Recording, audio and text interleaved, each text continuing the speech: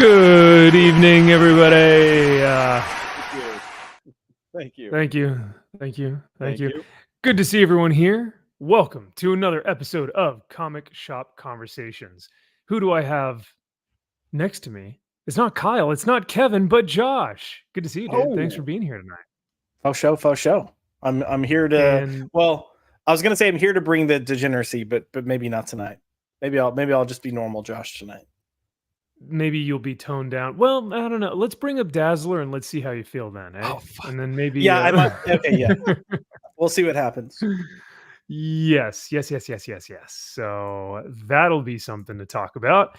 We've also got Drew, aka Dolan, right below us. Now, Drew, initially, we thought you were going to be the one that had to bail out tonight, so Josh was going to fill in. But now they pulled the old switcheroo on us. And Kyle actually had to dip out tonight. So Josh is so lovingly filling in. But Drew, how are you doing tonight? Yeah. Funny story on the way to the office. So yesterday, I was talking with Murphy because the plan was we were going to be going to St. Louis tonight and Yes. fulfilling Unholy Nightmare tomorrow all day, get it all done and out to the backers. But there was a backup at the printers. They were only able to print the main cover, which would have been half the orders. So they're getting the rest printed like on Monday or Tuesday. So we're just gonna be delayed it to next weekend. So we'll get them all fulfilled next weekend. But I do know for a fact the PDF files went out to all the backers. So if you did back the book, at least $5, you got the PDF file so far. Nice. I got mine. So I know that There we worked go. because I got my email. So I got mine. So Awesome. I can't wait to read it. I've never read it before. I'm glad. me neither. Me neither. You know what This else? should be a lot of fun. Yeah. You know what else I haven't read, but sounds like a lot of fun? Silent Night. Wow. Auga. Yeah. Silent Night's Depths of Valor and Unholy Nightmare. Drew, take it away, my friend, with TCM Press. Yeah, TCM Press brought to you by Stephen Finkel, the owner of the Comic Mint. He is now getting in the publishing game, and I am his head writer for all three titles, Silent Nights, Depths of Valor, and my series, which has now been picked up by TCM Press, Unholy Nightmare. Each one is uniquely different. Silent Nights is our femme fatale noir thriller series. Depths of Valor is our World War II action adventure story, and Unholy Nightmare is our superhero horror story. So there's a little bit of something out there for everyone on top of the sexy covers we got. And these are all for New York Comic Con this week. Next month, just coming up in a few weeks. And each cover is limited to 100 copies, period. That's it. End of story. And once they're out, they are out. We're doing a limited pre-sale here in a week or so. So hopefully you're able to get in on getting a copy before they sell out. Limited pre-sale, 20 copies. And I tell you what, Drew, people are going to have to fight me for a copy as well because I'm getting one of each. And so chat, if y'all want a copy of one of these, you're gonna have to get in line, bucko, because I want one as well. So I'm gonna be purchasing these. And since I won't be at New York Comic Con, I'll most likely have to get on the pre-order list. But speaking of reading these bad boys, we've got Jamin D in the house. Hang on a second. Let's go. What's happening, dude? One of the biggest supporters of myself, Drew, Kyle, Josh, Aaron, aficionados, you name it. Jamin's there supporting. So thank you, sir, for being here. He says, finished reading my digital copy. Love it. I have questions, but since it's not fully out, I will wait for my questions to avoid spoilers. Nice. That's fair. Well, So yeah, there will be a lot of questions when you're reading this series. I'll be slowly and gradually releasing more and more information throughout the series. And Josh, I think Josh's the only one here on the panel who's read all the issues coming out. And it's only going to get crazier with more and more questions, but they will be answered. Trust me. And but if you've read it, if you're in the chat, if you've read it, let me know what you think. Let me know what you thought about the read. Heck yeah.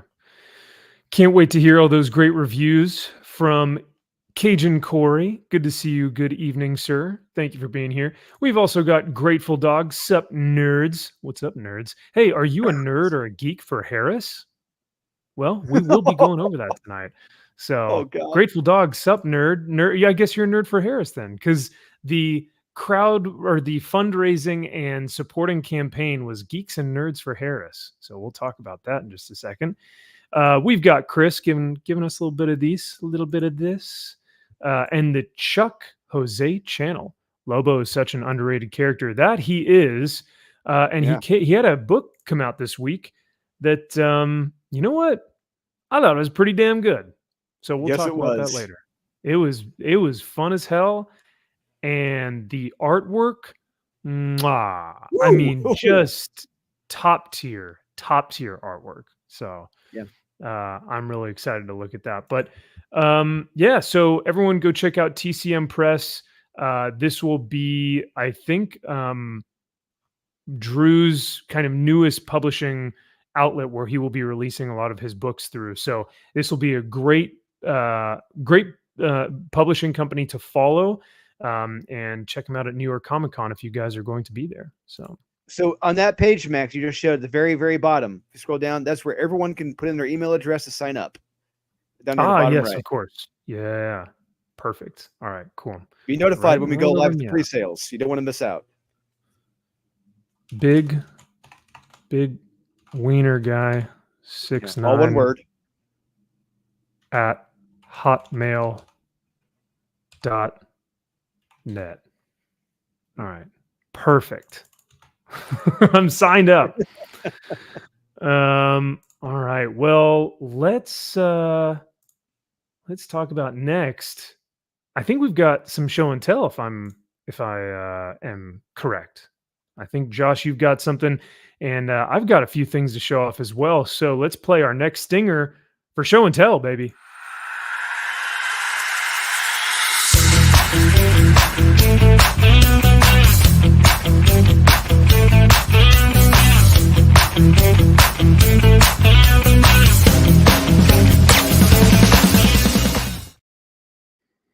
Woo! Show and tell. Let's get this party started. Josh, what did you pick up this week? Jace, I picked up comics. Oh, the comics I buy- from the I buy comic book I buy. and I buy don't even know comic what book. accent I'm doing.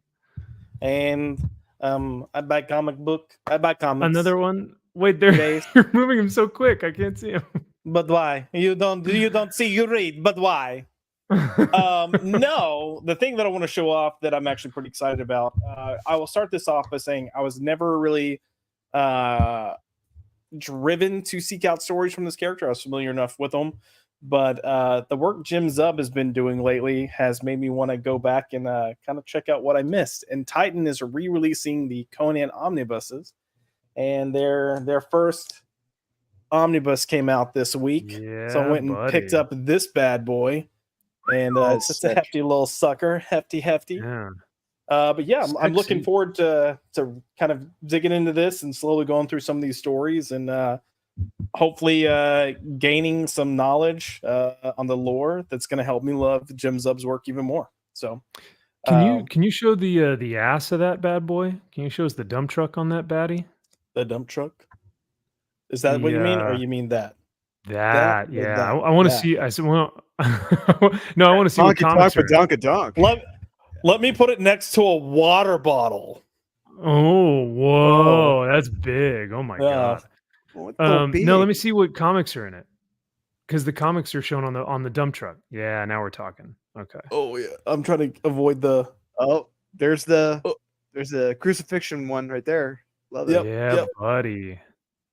Man, so Some yeah, this is good like stuff. issue 1 through 15, 1 through 20 or something. This collects Savage Tales number 1 through 5 and the Savage Sword of Conan number 1 through 12 and Special number 1.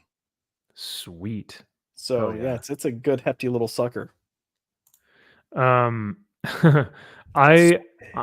It's a big, yeah, I'm excited to see it, and I'm also excited to read that bad boy, and also just because, like, Marvel has dropped the ball with their Conan stuff, because Marvel had the license to Conan and they had all the omnibus editions and never reprinted them. I mean, a Conan Omni was going for like $500 on eBay. because no one can find them, no one can buy them. They're all out of print. So the Well, fact that Max, Titan, oh, to be fair, no one ever looks at Marvel's strategy and goes, "Wow, that was really smart." So, I mean, true. I don't know what you expected. This is very true. So Titan said, "You know what? Let's actually be a comic book publisher and let's republish these comics that are, out of print or whatever, and let's put them in an Omni and make it even better than Marvel's collected edition." So I'm looking forward to hopefully seeing like a great product from them, hopefully good quality. Um so that's pretty sweet. I'm glad. Thank you for showing that off. And then Drew, did you have anything, or I know you got like a Superman Omni or something, right? Actually, yeah, I could show that off if you haven't seen that yet. Why not? Sure. A minute. Put my camera for a second, and boom, got this bad boy, the Triangle Era Omnibus Volume 1. Yes. Beautiful. Oh man, that thing's even thicker than Conan. Oh, it's so thick. Yeah. Yeah. Damn. Yeah. That's got to be it's what, got- like a good 1,100 pages, maybe 1,200. It looks like Yeah, it's right around there. I do know that it's got the Crisis of the Crimson Kryptonite, Blackout, Red Glass, Time and Time Again, and Superman of Steel 1 through 8. Yeah, it's got a bunch of stuff in here in the Triangle Era, and I'm having a blast rereading the Crisis of the Crimson Kryptonite. It's been awesome. that's so fun. Hefty. Yeah, it looks sick. Well, thank you for sharing, gentlemen. I'll go ahead and go next. I've got so I saw this, I think on Richard's channel, on like your boy Zach. He had mentioned this, and I was like, that looks pretty cool because I very few times do I hear about a Punisher series that I've never heard of before. Because we all know Punisher War Zone, Punisher War Journal, Punisher Armory, Punisher 2099, like all these different, titles. But this one is Punisher POV. This was a 4-issue mini, but look who's writing and doing art: Jim Starlin and Bernie Wrightson. Yeah, and Max, so I'll let you know about that. That's honestly, that's one you can. I see that a bunch in the dollar bins. I will see that Oh, really? quite a bit. Yep. I found a couple in some of the back issues, but I couldn't find the whole set. So I bought the whole set for like $10 on eBay or something. Nice. So, I mean, yeah, I could have probably gotten it for cheaper somewhere, but and these are probably everywhere. But I was like, Jim Starlin and Bernie Wrightson, that sounds awesome. Hell yeah, I'll pick it up. And the interiors of this look gorgeous. So I'm excited to look through that. I was recently with our good friend Aaron Sparrow, and he gave me 2 of his comps for Street Fighter, and he has a story in here. So shout out to Aaron Sparrow, to Street Fighter Game Gals. He's got, I forget what her name is. Do you guys know the name of the character that's in here? Oh, I forget what her name is. Is it Yuri? No, Yuri. Yeah, that sounds right. But very kawaii. So thank you, sir. I'm looking forward to reading this. This is This is the A cover, B cover. So, and I did not take these from him for free. Don't worry. I did pay him for his time. I think it's Jury. My bad, not Yuri, but Jury. Of course. No, I had to try to. That's Google. Culturally more. Yeah, that makes sense. Now, this one is pretty dang cool. I got this in the mail, and this was something I backed a while ago. And I think Drew and maybe Kyle, I think both of you guys had gotten this as well. But this is Joe Jusko's Art of the 1990s Marvel Masterpieces. Now, this is just the mini book. And what this is all of the card images. Man. Yeah, so these are just all the. I remember talking to Joe Jesko about that series, and because I told him my favorite image of his was the Red Skull with that snifter, and he was telling me how he was in an airport and he was going by and he saw like on the news CNN was on, and they had his cards on there because the characters were smoking. It was like a big anti-smoking push at the time, and they're like, because it's like, why is Marvel advertising smoking? And he was just like, oh fuck me, damn it. Oh no. They're showing off my cards. Yeah. Yeah. I mean, his stuff is amazing. Yeah. And then here is the actual book. So let me like heft it up here real quick because it's a thick boy. It's a hefty boy. Oh, it's thick. And beautiful material. And this basically showcases all of his cards, but then the art to go with it. So it has Oh, the card, yes. the card on one side, and then the art. That's nice. And then yeah, That's all. Yeah. or at least the mock-up. Oh, look at this Gambit. Yeah. Ooh. Love it. Yeah, so this is going to be really fun to read through, not just to look at his artwork, but also to read like his Approach notes. yeah, his approach, his notes to his sketches and whatnot. So there's some really his Cyclops is so rad. So many of his characters in this, he makes every character look fucking awesome. Every single Yeah. character. And it's like, how could you not want to read about these characters with how he illustrates them? And like I said, I mean, there it is. That's my favorite one. There's the Red That's the Skull. one. I love it. Here's let me find Silver Surfer. But sorry, Drew, you were saying? No one, Joe is one of those legends. He makes every character look so powerful. He's like he was Alex Ross before Alex Ross, almost. Just he makes every character look like a fucking badass. Still to this day, he makes dudes look. If you want to draw like a muscular badass, he is the guy you want to go to. Everyone from Conan to Hulk, Cyclops makes them all look like muscular badasses. I love it. Yeah, hell yeah. No, Joe's the man, and I cannot. And former cop. Oh, is he really? Oh, I didn't know that. Yep. That's cool. Former NYPD. Yep, former NYPD cop. Yeah. Damn, look at that. That's really cool. So that's kind of my big boy one that came, I think, a week or two ago, but we didn't have time to do show and tell. But this one actually came today. Like as I was walking in from work, I got the notification that it was delivered. We talked about this series a few weeks ago, and I had no idea that it was ever a thing, that it existed. And sure enough, you guys were like, yeah, you've never heard of this before? But it has one of my favorite artists and painters and illustrators of all time, Barry Windsor Smith on Machine Man. So, yeah, there we go. I picked up the 4-issue miniseries of Machine Man, and these covers are gorgeous. They are so rad, and it's such an incredible concept because you have this thing that is being recreated right in front of your eyes, Mm-hmm. And then you have its final like creation or whatever. So final assembly.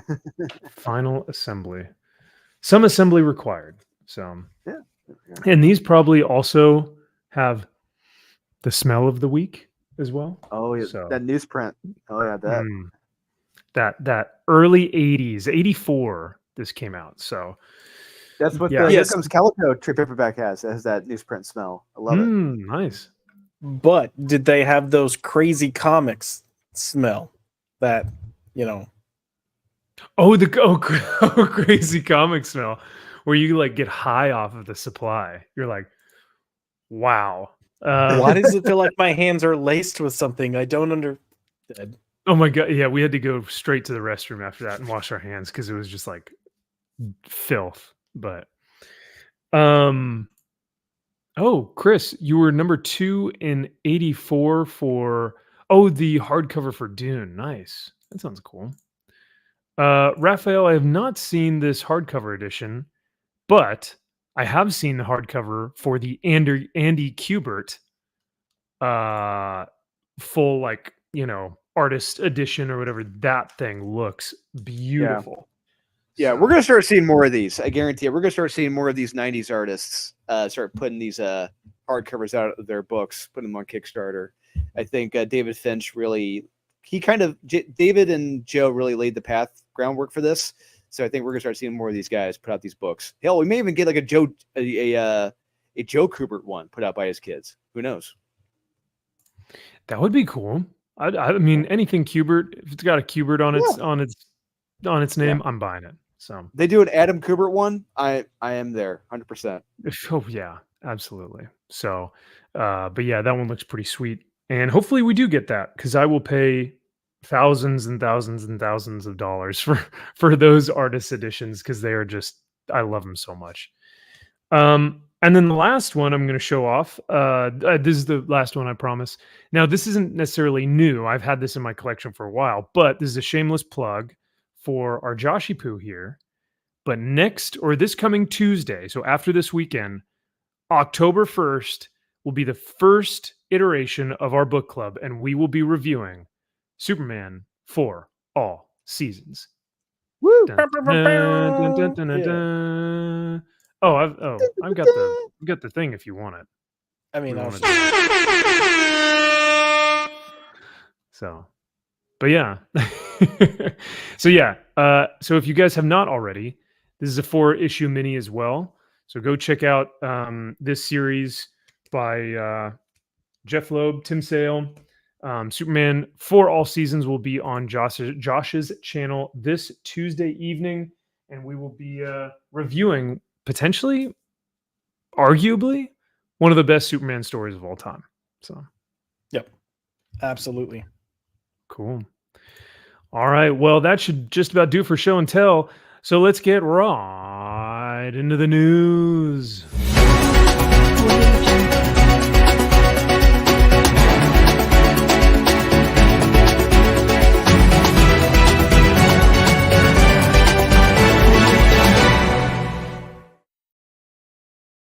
Woo! We did it. We're here. So what do you gentlemen want to talk about first? We've got some CGC controversy, but we've also got some political nerds and geeks for Harris, and there's a lot of them. There's a 4-hour live stream of them. Do we want to save that for afterwards? The CGC stuff is like they're bending books and they're breaking hearts. What? And have you not heard? I thought you heard about this. No, I haven't heard. That's rough. Oh, they're calling it Bananagate. Bananagate. Yeah. So let me go ahead and share my screen here. I'll show you guys what we got going on. This will be our first story for this evening. So CGC actually not recently. I am a little bit late to the game, but this is what has been happening for probably about the last month or two now. When did this video come out? Yeah, a month ago. And Palm Beach Presser, which is a comic book pressing company in Florida, they started recognizing that a lot of their books were coming back with these really nasty, nasty spine ticks right in the middle of the book, but they'd still be 9.8. And so they're like, that wasn't there, or we pressed that out before we gave it to CGC. And this was happening all over the place. See that nasty one right here? You can really tell once they get put under the light. Here's one right here. Oh, shit. Yeah, right.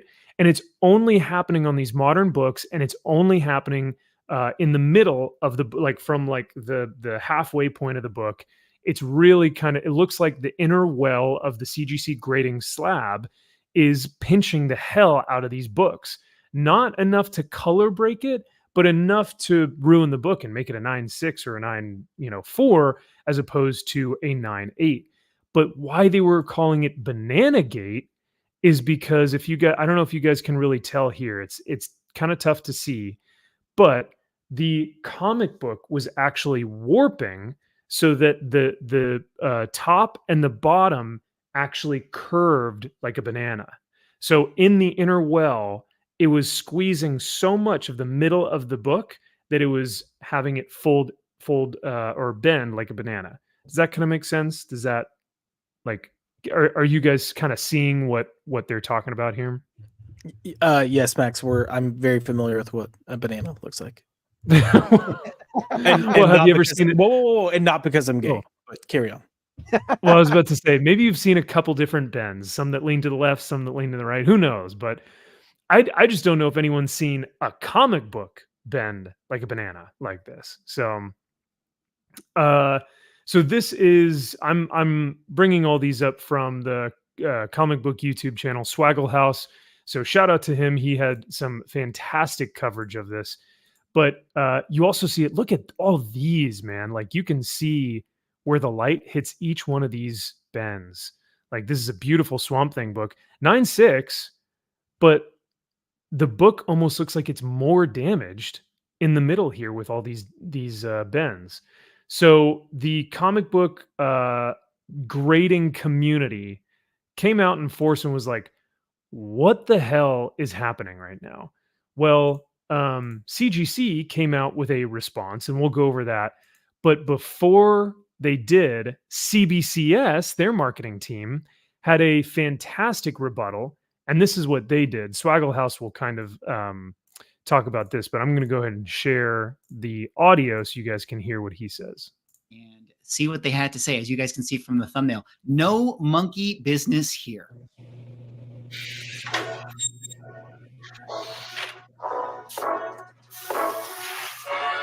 No, there ain't no bend in this banana. So they like legit pressed and graded a banana and put it on their Instagram. Like credit where credit's due, man. That's pretty ingenious, you know. That's That's pretty good. awesome. That's good for them. That's awesome. Yeah. Taking a shot to Good for them. them. Love it. They're Yeah. gonna win some favor for that. I mean, like legitimately. So They genuinely did. If you read the comments on their Instagram, it's like this guy says, please give everyone responsible for this a raise. This is the best thing I've ever seen. This is laughing, just saying beautiful. Like everyone is digging this, right? So CBCS came out guns blazing, and they were just like, this is our shot to really take a step forward and try and beat out CGC in the market. Yeah, it was a 9.6 until they put it in the case. Exactly. So they do this as kind of a marketing campaign, as kind of a rebuttal to all of this, and I think it's pretty funny. So CGC obviously now has to respond because they haven't said anything up to this point. So let's see what CGC has to say, because it wasn't pretty and people were not happy. Here we go. Another post from CGC once again. Poor CGC Mike. You know, does anyone have to take as much heat as CGC Mike? This guy is like comic book grading Sisyphus. Like he is just tormented, you know, having to deal with all of the fallout that comes anytime CGC messes up a situation. And he had to do that with this one here today. Let me read it together with you guys, and then we can talk about what people are saying. We have seen reports that some of the soft plastic wells used inside the CGC holder exhibit a curve when viewed from the side. After learning of this, we conducted an extensive review and found that the smallest well size, which is used for the thinnest comic books, is more pliable than other wells, and in some cases will exhibit a slight curve. Okay, so that sort of explains why this was seemingly happening mostly to modern comic books, but let's carry on. Importantly, this curve does not cause any damage to the comic book. Ooh. Does not affect the grade. Bullshit. We need the clip of, are you sure about that? Are you sure about that? Yeah. In any way. The angle of bend required to create a stress line simply cannot be done within the CGC holder. In addition, very high-grade comic books can still exhibit minimal stress lines according to CGC's official grading standards. We do not consider this slight curve to be a mechanical error that requires reholdering. Still, we are always listening and want to serve our customers the best way we can. Well, they're going to be listening to this one after this statement. We have found that our next largest well size does not exhibit this slight curve and have started to use that well in lieu of our smallest size. We appreciate all of the feedback from our community, and we are grateful to be the hobby's first choice for grading for nearly 25 years. Many of us are collectors too, and we care deeply about the services that we provide. If you have any questions, comments, or concerns, please write to us. So I'm wondering, so they're going to use the next largest well size. Does that mean that now the book is then potentially going to be too small for the well size, and it's going to be bouncing around in there and damaging the corners? You know, damaging the edge, because you want squared off, like perfectly nice, presentable edges to a comic book. And now I'm wondering if it's bouncing around in there, it's going to dent those corners. I don't know, but Grateful Dog says every CGC employee uses CBCS. Damn.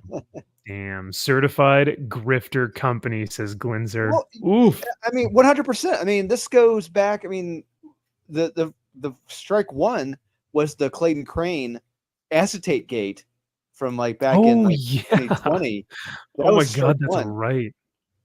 Yeah, and then that turned into a whole other bag of cats with the Black Flag's wife and Clayton Crane. But anyway, that's a story for another time. And then the next one was, I think they were just paying people to get good grades on their comics. They were just people were sitting in big batches of books to get high grades. And yeah, just even though they weren't 9.8s. And yeah, well, so this is strike three, in my opinion. Don't forget, you also had the whole crack in the case thing to change something. What was going on? Yes, that's right. Oh my God. So they were swapping. So they would they would get a Mark Jewelers variant or something. Or they'd get a Mark Jewelers variant, and then they'd swap the Mark Jewelers with just a regular book, and then they'd sell that one, but keep the Mark Jewelers and then send it into CGC. Something weird. It was, I don't know how they did it, but they were basically reholdering books that were fake. And just, yeah, oh my God.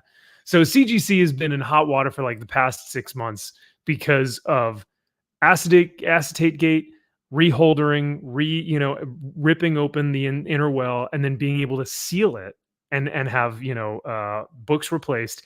And now Banana Gate, like, bro, this is like, and yet this is what's insane. People will still shill and pay premium prices for CGC just to have the label. Crazy. So. Yeah. Look, I'm just maybe controversial point here, but I think the worst part of all of this is the fact that they're not taking ownership and lying about it not damaging books. Like, it's very clearly damaging books, but you're like, no, we're not gonna count off of that. I'm willing to bet if I had one that looked fine and one with that crease in the middle, my fine one's going to look better than that crease in the middle. 100%. And they're still saying, even if it does, our grading does allow for some minor damages in the book, so it can still be a high grade. Oh, no. And it's such, no, you guys have it spot on 100%. Even if they came out and they were like, hey, this is on us, we take full accountability, we're going to fix this. The one thing that they probably possibly could do is maybe say, send in the books that have had this inner well issue, this banana issue, send it back to us. We will reholder it. But they're like, nothing's wrong. You don't need to reholder it. It's fine. Like, everything is fine. They are completely gaslighting. So that's the biggest thing, like you said. Part of me wonders if they actually knew this was going on and were just waiting for people to catch on. Because wasn't it like a month or two ago when they were like, oh, like, we're kind of altering our grading so that now essentially a 9.6 is a 9.8. Oh, well, because they had an influx of like 9.9s, right? And so they were like, now the new grade is 9.9. Yeah. That's wild, man. That's wild. And now, granted, 9.8 is now the new 9.6. That 9, it's now 9.9 or bust. They're gonna have to make a spinal tap one that's 11 out of 10. Yeah. Turn it up to 11. So let's hear some of what the comments had to say, because the comic book community, collecting community, came out in full force and left some comments. So let's see what they had to say. The quality declines. Well, I do think that there might be something to the fact that if you're paying people peanuts to, be the quality assurance team, for your graded comic books, when they're putting stuff together in the factory, like, they're going to put in, minimum wage effort. I mean, that's just kind of natural, so I don't know if this particular situation has anything to do with that, right? Because this seems to be a material issue. But there's been a lot of quality control issues for sure. Grading is just for flippers. Collectors like to open their comics. Ooh, spicy take right there. Ooh, what do you guys think about that? Because, I mean, I wouldn't necessarily. I'm about 50-50 on that, because there are legitimately some older books that you don't want to get damaged, and you want to protect them.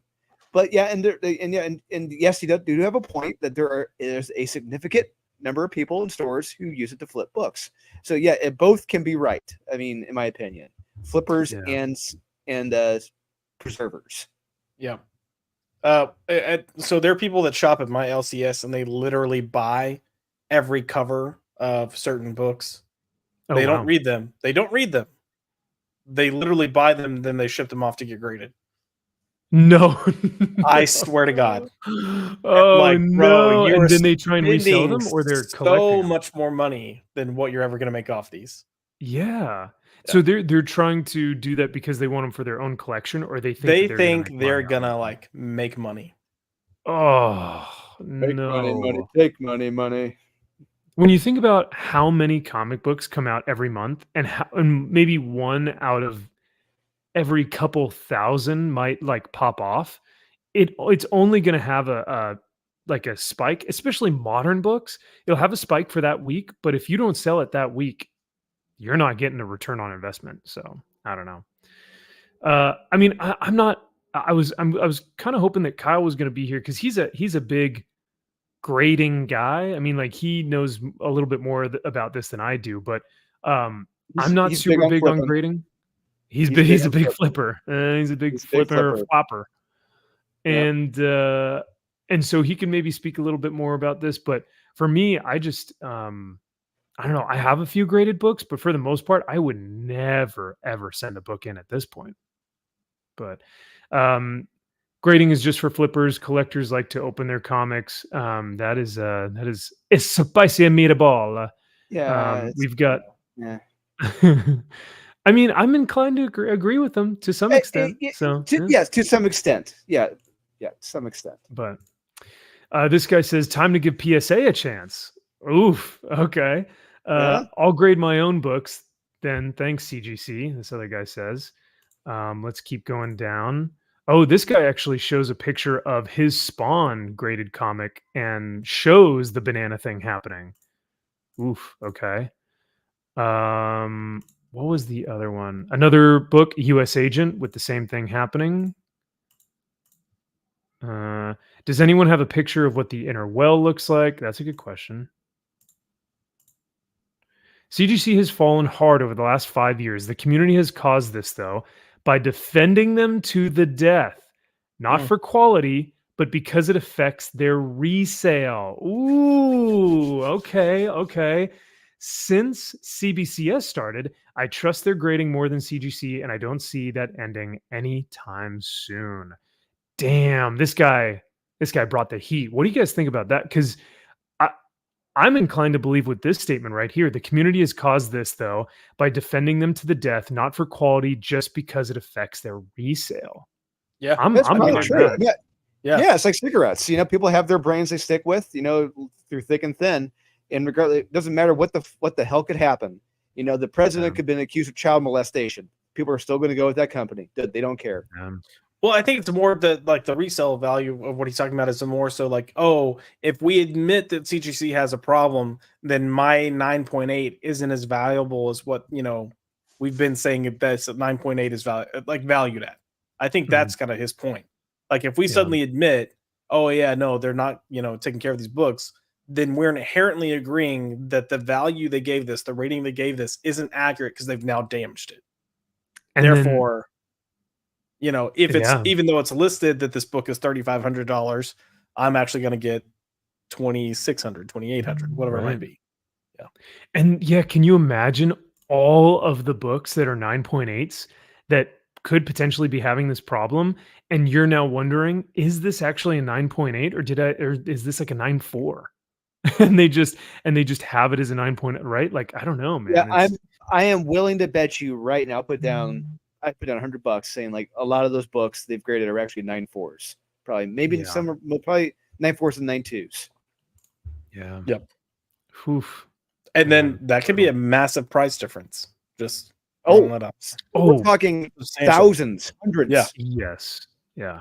But and especially if it's CGC, between a 9.4 and a 9.8 with a CGC label, it could be thousands of dollars difference. Just between a 9.6 to a 9.8. It's flipping ridiculous. The price jump. Unreal. Well, I figured I'd share that with you guys. That's pretty much it for the CBCS and CGC thing goes. I don't know what's going to happen after this. I mean, at this point, their quality assurance isn't there. Their response to this isn't there. Like people aren't appreciating these responses, and the like, um, what do you call it? The why am I blanking on the term right now? The PR, the public relations for this is pretty bad as well. So I don't know where they go from here, but I mean, I'm thinking that more people are going to be going over to CBCS, but for the normies, I think no matter what, they're always going to buy CGC because that's all they know, and so they're just going to see that and go, "Oh, quality." I don't know if they know all the ins and outs of Banana Gate. So, oh well. All right, well, let's get to our main news event for the evening because this one, hold on to your butts, boys, because this is going to be brutal. I d-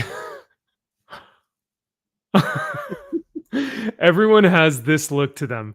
They all have the crazy eyes. They all got the old crazy eyes.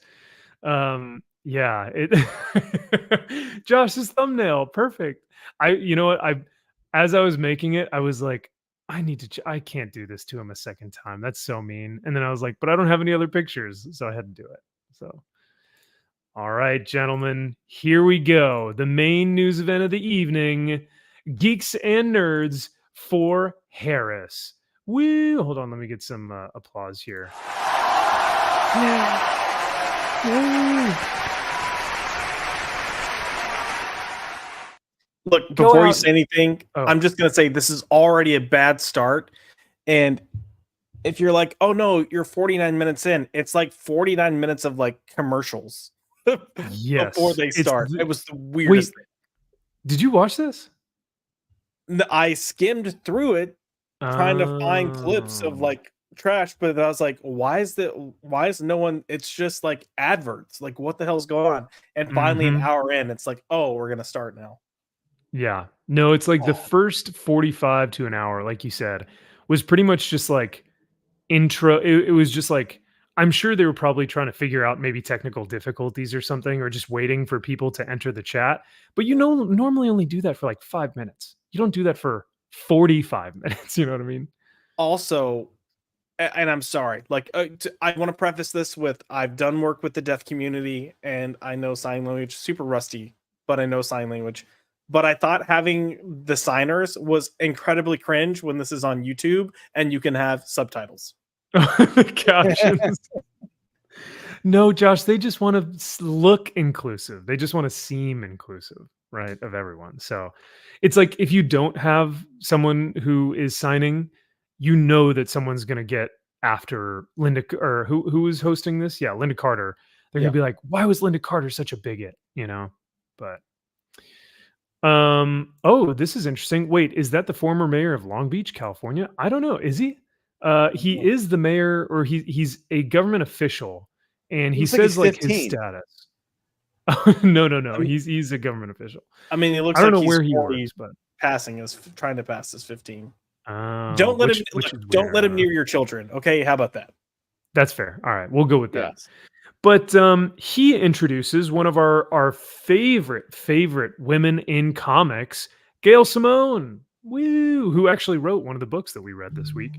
So he's going to introduce her, but before he does, he kind of talks about like geeks and nerds in this space, and conservatives and liberals and Republicans and Democrats and what that looks like. So I'm going to play just a quick clip here of what he has to say about that, and then we'll look at Gail right after him. But I want to get y'all's opinion on this. Are progressive people. We're humanists. We naturally, as to why we're here. We know that as geeks and nerds, we naturally are progressive people. We're humanists. We like people. We believe in science. We love each other. And that's something that geeks and nerds have in common. And it's always funny to me when I meet someone that says they're into Star Trek and a conservative. And I'm like, Okay. Or I think it's interesting when all of us naturally gravitate, or we meet someone that likes the Rebel Alliance, but they're voting for Trump. Interesting. Or maybe they don't understand comics and why social justice and social justice movements have always been a part of our community. At the heart of comics, of the popular arts, is this idea of social justice, that we believe that uplifting others, helping people, loving each other, believing in science is at the center of what we do. And guess who is the opposite of all those things? It's Donald Trump. Oh, there it is. There it is. Okay. So, So I guess we see now why he is the former Long Beach mayor. yes, yeah. So, did you guys and we'll go back and play this again and we'll EFAP it a little bit. I just wanted to play the full clip. But did you notice all the terminology that he used? Like they have very specific vocabulary. You know, they talk about loving people and being about Humanists. people, and being about humanists and being about science and loving one another. And so they're inherently saying that conservatives do not love people, that they do not love each other, that they don't trust science, and that they don't like all these really bold claims that they're like liberalism is or superheroes are about social justice, right?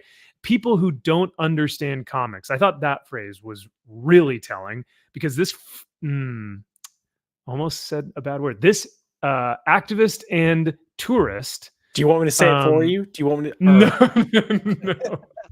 But thank you. I mean, I'll give you the F card, but Oh, can I use? Oh, I'm honored that I can use I'm it. trying to bring it back, so let's do it. Yeah, hell yeah, that'll be fun. Maybe like maybe late when it's like 3 hours in, maybe I'll say it then. So I'm going to quote Norm Macdonald. I'll say, "This sounds like some comedy gobbledygook to me." oh, 100% commie gobbledygook. So let's go back to the beginning and we'll kind of EFAP this a little bit. I just want to. Oh. You mentioned the points you mentioned, but he's also like, when a conservative likes Star Trek. Like Oh you're yeah, when saying he's doing the little that because you're conservative, you can enjoy a show that focuses on themes that are universal themes. And in some cases, you know, Yeah. present, you know, I don't even want to say liberal ideas, but you know, No, they're liberal not. social constructs. Yeah. What it was, it's like, okay, bear in mind, it's a fantasy future, right? And they've eliminated money, at least on Earth, at least the United Federation of Planets has. Okay, whatever, but still, it is a point where they move beyond personal conflict. There is no personal conflict in that future. That doesn't necessarily mean to be a conservative that you shouldn't like Star Trek. I don't understand the correlation with that. No, 100%. Like they're basically excluding conservatives and saying you can't enjoy this thing because it's inherently more liberal or because it's about social justice or because it's about, you know, equality, whatever it may be that they're trying to, you know, Well, and not just talk that, about Max. He also left that. It's like proposing science and everything else. Okay, so according to this dipshit, religion is bad, philosophy is bad, Mhm, just all these other forms of knowledge, wisdom, gone. Yeah, and No, don't exist.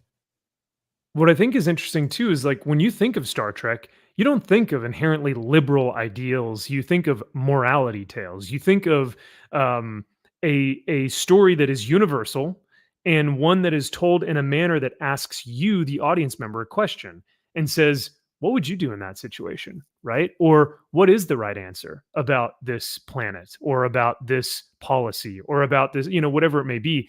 That's what a lot of sci-fi does is it poses a question and it asks the audience, what if, right? But what liberalism has done to media as of late is not asking you the question, but telling you an answer and saying if you don't agree with that answer, you're a bigot. Right. And that's what this is. This all of this is. All of his rambling, what incoherent rambling has just all made us a whole lot dumber. He's preaching to the Twitter But mob. That's who he's preaching yeah, to. of People who live on course. Twitter. Yeah. So let's. I don't want to see him doing this face anymore. It concerns me. So we'll play. We'll now play what else he has to say. False campaign for president and vice president. And so I serve in the leadership team that is helping guide this campaign tonight for donating and as to why we're here. We know. Which, by the way, for context, for people who don't know what this was a 4-hour plus live stream that was Geeks and Nerds for Harris on the Linda Carter official YouTube channel. And this was for a fundraising and awareness event. So the whole 4 hours, you get, Mark Hamill, you've got George Takei, you've got the cast of The Boys, you've got everyone's there, right? The cast of Supernatural, you've got Sean Astin from The Lord of the Rings, and all of these people continually say, go out and vote and go out and fundraise. Send your money. Linda Carter keeps saying, send your money and send your money, send your money, send your money. I wonder how many of these people actually sent in money tonight, or that the evening that they did this. But that's another topic for another day. But yes, this was basically a fundraising and awareness event. So that's what this whole Geeks and Nerds thing is. And it's properly ratioed, by the way, 13,000 downvotes to 11,000 upvotes. So it has now officially been ratioed. So let's see what he has to say once again. Know that as geeks and nerds, we naturally are progressive people. Geeks and nerds are naturally progressive people, so they can't be conservative people.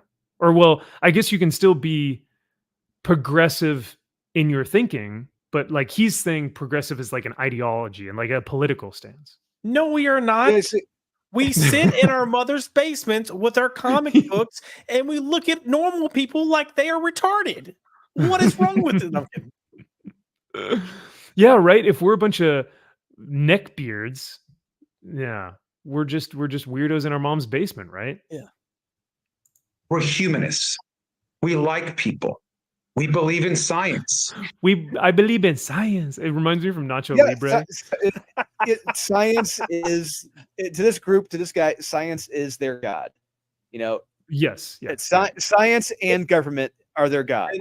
Until the science doesn't go with their agenda, as we've but seen. Then they shift the goalpost. That's what they're good at. Very good at shifting the goalpost. Because then it's like, well, what about biology? And they're like, no, that's not science.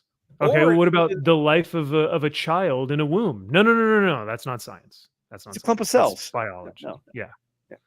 Biology is not science, guys. Come on. I mean, even with the big V, like suddenly, Yeah, it's kind of odd, kind of weird there. But no, I like how he's like, we like people. Conservatives don't like people. What are we saying here? Ugh. We love each other. And that's something that geeks and nerds have in common. And it's always funny to me when I meet someone that says they're into Star Trek and a conservative. And I'm like, okay. Or yeah, it's always weird to me when I see a liberal and they're like, yeah, I'm into Warhammer. And I'm like, weird. Does this numbnuts realize that in Star Trek, like from 2 through Voyager, they all had militaristic uniforms. They all had ranks. I don't understand that at all. Yeah. Oh yeah, no, it was very structured. It was treated organized. treated like a fucking navy. Yeah. No, it's wild, but no, they were a progressive military. They were into progressive ideals and into, I don't know, Kamala. Who knows? Or I think it's interesting when all of us naturally gravitate, or we meet someone that likes the Rebel Alliance, but they're voting for Trump. Interesting. I hate this. Interesting. Interesting. Like, you're so full of it. You are so full of it, dude. That's very interesting. I bet it is. This isn't scripted at all. Also, I hope that these people understand that they are alienating most, if not a good majority of America that voted for Donald Trump, that voted Republican, that has voted Republican, and that also reads comic books. You know, like they're always about bringing people together. Not so much with this guy. So.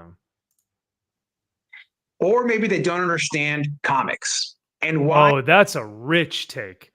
That's rich coming from this guy. We just don't understand comics, I guess. Hey, Yeah. Max. Hey, he loved Kim and Kim. All right, Kim and Kim was the series of the year. Oh no. Yeah, no, you're right. Yeah, he loved Fire and Ice. You know, the DC book that just came out last year or whatever. Like, yeah, He loved Cena Grace's Iceman. yeah. Oh, yeah. No, I mean, super inclusive and diverse and progressive. Like, yeah. No, I Alan love it. Scott. Love the Snorkening. He Ah, just picked yeah. up. He just picked up the Alan Scott trade paperback this week. From Tim Sherry. Oh yeah, he just read it. This guy's like, I just found out about comics last week, and conservatives don't understand them. It's like, okay, buddy. All right. Why social justice and social justice movements have always been a part of our community. At the heart of comics, of the popular arts, is this idea of social justice, that we believe that uplifting others, helping people, loving each other, believing in science is at the center of what we do. And guess who is the opposite of all those things? It's Donald Trump. It's Donald Trump. Ding ding ding ding ding ding ding ding ding ding. Got him. Oh, brother, this guy stinks! Well, after him, he gets to introduce the lovely, the she's just got a big heart, guys. She's big heart. The lovely Gail Simone. Oh, So you're going to hear a we'll have No. him introduce her. Yeah. lot tonight No. from some really big stars, some amazing creators. But we're going to start it off, but you're going to hear from someone that is a true creator and a leader and a pioneer in the comics industry. She is someone that I have many of her books from at home. I loved her work, especially in Batgirl, but so many other, whether it's Secret Six or now doing the X-Men for Marvel or all her independent work. Gail Simone is a treasure. I'm one of your biggest fans. It's an honor to introduce you, and let's pass it off. Let's go Geeks and Nerds, and let's go Kamala Harris. Oh God. Wow. Thank you so much, Representative Garcia. That was amazing. I am here just to talk a little bit about why I have come to this event, which is to talk about how in 1941, psychologist and inventor of the lie detecting polygraph machine, William Moulton Marston, was inspired. You're like, where is this going? Where are we going, buddy? You got it. It's gonna be a long night. Drunk. Is she?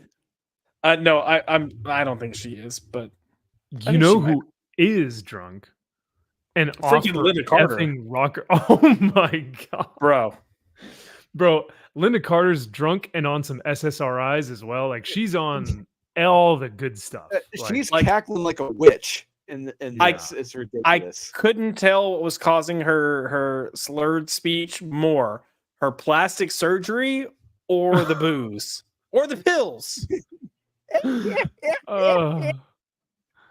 And then Sorry. she would just like I'm trying to do it in real time, but she would just shut down. You'd hear the da-na-na-na, like the computer just shutting down, and she'd just like and just stop speaking for like 2 seconds, and then she'd be like, I don't know what I'm gonna do next. And like the just teleprompter weird, was changing kooky- over. The teleprompter was, Yes. was on a delay. 100%. She was honestly, she reminded me of the crazy old cat lady on The Simpsons. Just that old cackling this lady, just Yes, Just- very much so. Very much so.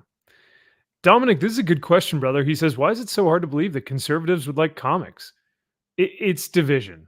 You know, conservatives have loved the arts for hundreds of years, like thousands, I don't know, like since as long as conservatives have been alive. Like I feel like just people in general love art, love beauty, and here's the thing. I think conservatives, even more so than liberals, love objectively beautiful things, like objectively beautiful art.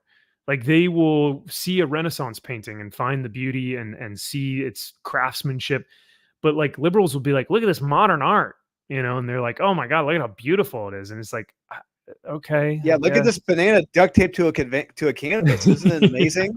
Are you fucking kidding me? It, Yeah. there's nothing saying a certain section of people, a certain group of people, can only like a certain thing. That's small brain thinking. That's dumb thinking. It's like just because I'm a conservative doesn't mean I can't enjoy, whatever nonfiction book a political like Chairman Mao has written, whatever one of his sermons he wrote. It's like, doesn't mean I can't enjoy that. Doesn't mean I can't enjoy this, but doesn't mean I believe what he said. Could have been an interesting read. Absolutely. Doesn't mean I'm going to believe it. Doesn't mean I'm going to follow it. No, absolutely not. That's just small brain thinking. If you're a certain type of person, you can only like a certain thing. He's an idiot. And I think too, because I've openly professed that I'm a Christ follower and that I'm a Christian on this stream many times, right? Like all the fans and everyone in chat, they know my religion and my political leanings and everything. But I would argue, or I would say that like most of my favorite movies and all the entertainment that I've consumed have not necessarily been Christian or even conservative. Like, and that's okay. And it's still some of my favorite things of all time. And the people who made those things were probably liberal, right? Like they probably voted Democrat. Nothing wrong with that. I still love those books. I still love those movies. I still love those comics. Like, there, and so, like you said, Drew, you take someone who has a pea brain to try and to think that, oh, because he's a conservative he doesn't like art or he can't appreciate art or he doesn't like comics or understand them. It takes someone who's very small minded, and not progressive, as they would like to say. So I also agree with Dominic when he says, hasn't stuff like the hero's journey been universally loved since the dawn of humanity? 100%. People have been telling But yeah, stories from the dawn of so time. fun thing about that, the Joseph Campbell's the hero's journey and everything, a lot of that has been kind of pushed to the side by the progressive. No, that is bad storytelling. You don't want to do that storytelling. Yeah. I'm sorry. I love this from the chat. You guys are making me laugh like crazy. Chris says, "What is this?" And right below it, Fiend Machine just goes, "This is hell." I do like what they're saying about what Gail reminds them of. I'm just gonna say Gail reminds me of the kid who never left high school. That's what this reminds me of. She peaked in high Oh, school, and that's what we're getting here. interesting. Yeah. No, I guess I could see that. Yeah. Gail Simone, who saved Deadpool from cancellation. This is the same. This is the same Gail Simone who said that the tent poles of the comic book industry, which are straight white cis men, need to be torn down. Y'all remember that tweet that she posted like a few years back, where she said the tent poles of the comic book industry, which are cis straight white men, need to be torn down. So yeah, no, she's real progressive minded. So yeah. Let's Yeah, that's right around the see. same time as J.J. Abrams' "No More White Comfort" tweet. Yeah, that sounds about right. Yep. Yeah, Jamin says, "What the hell? I'm conservative, so I must be on wrong YouTube stream. I should be." Oh no. Yeah, apparently, from what these liberals think, I guess so. And this dude needs to read the Punisher Max series. Then he can tell me how comics are only for liberal progressives. Frank was all about loving others. Yeah, I love this comment by Nuke, actually. He says, conservatives appreciate beauty and being selfless and heroic. Their ideals, conservative ideals, are very much so of heroic characteristics: nobility, sacrifice, honor, courage. Not saying that liberals do not appreciate these things as well. I know many of my military friends that vote Democrat and would also honor those characteristics of, honor, nobility, courage, sacrifice, selflessness, humility, things like that. But yeah, those things have been lost. Yeah, I would say Because the yeah. progressiveness is more toward the collective. You're doing it for the group. You're doing it for the Mm. collective. doing it for the government, and just as opposed what everything you had just said, Max, the exact opposite.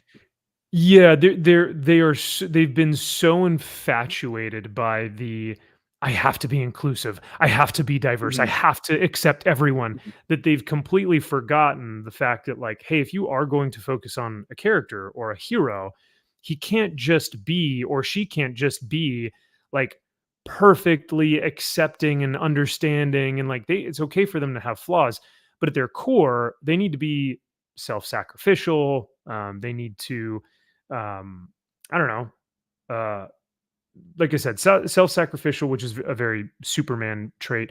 But also they need to have, the characteristics of like duty, which I legitimately think that a lot of these activists, because I won't say Democrats, I'll say activists, and a lot of these left-wing individuals do not adhere to duty or nobility.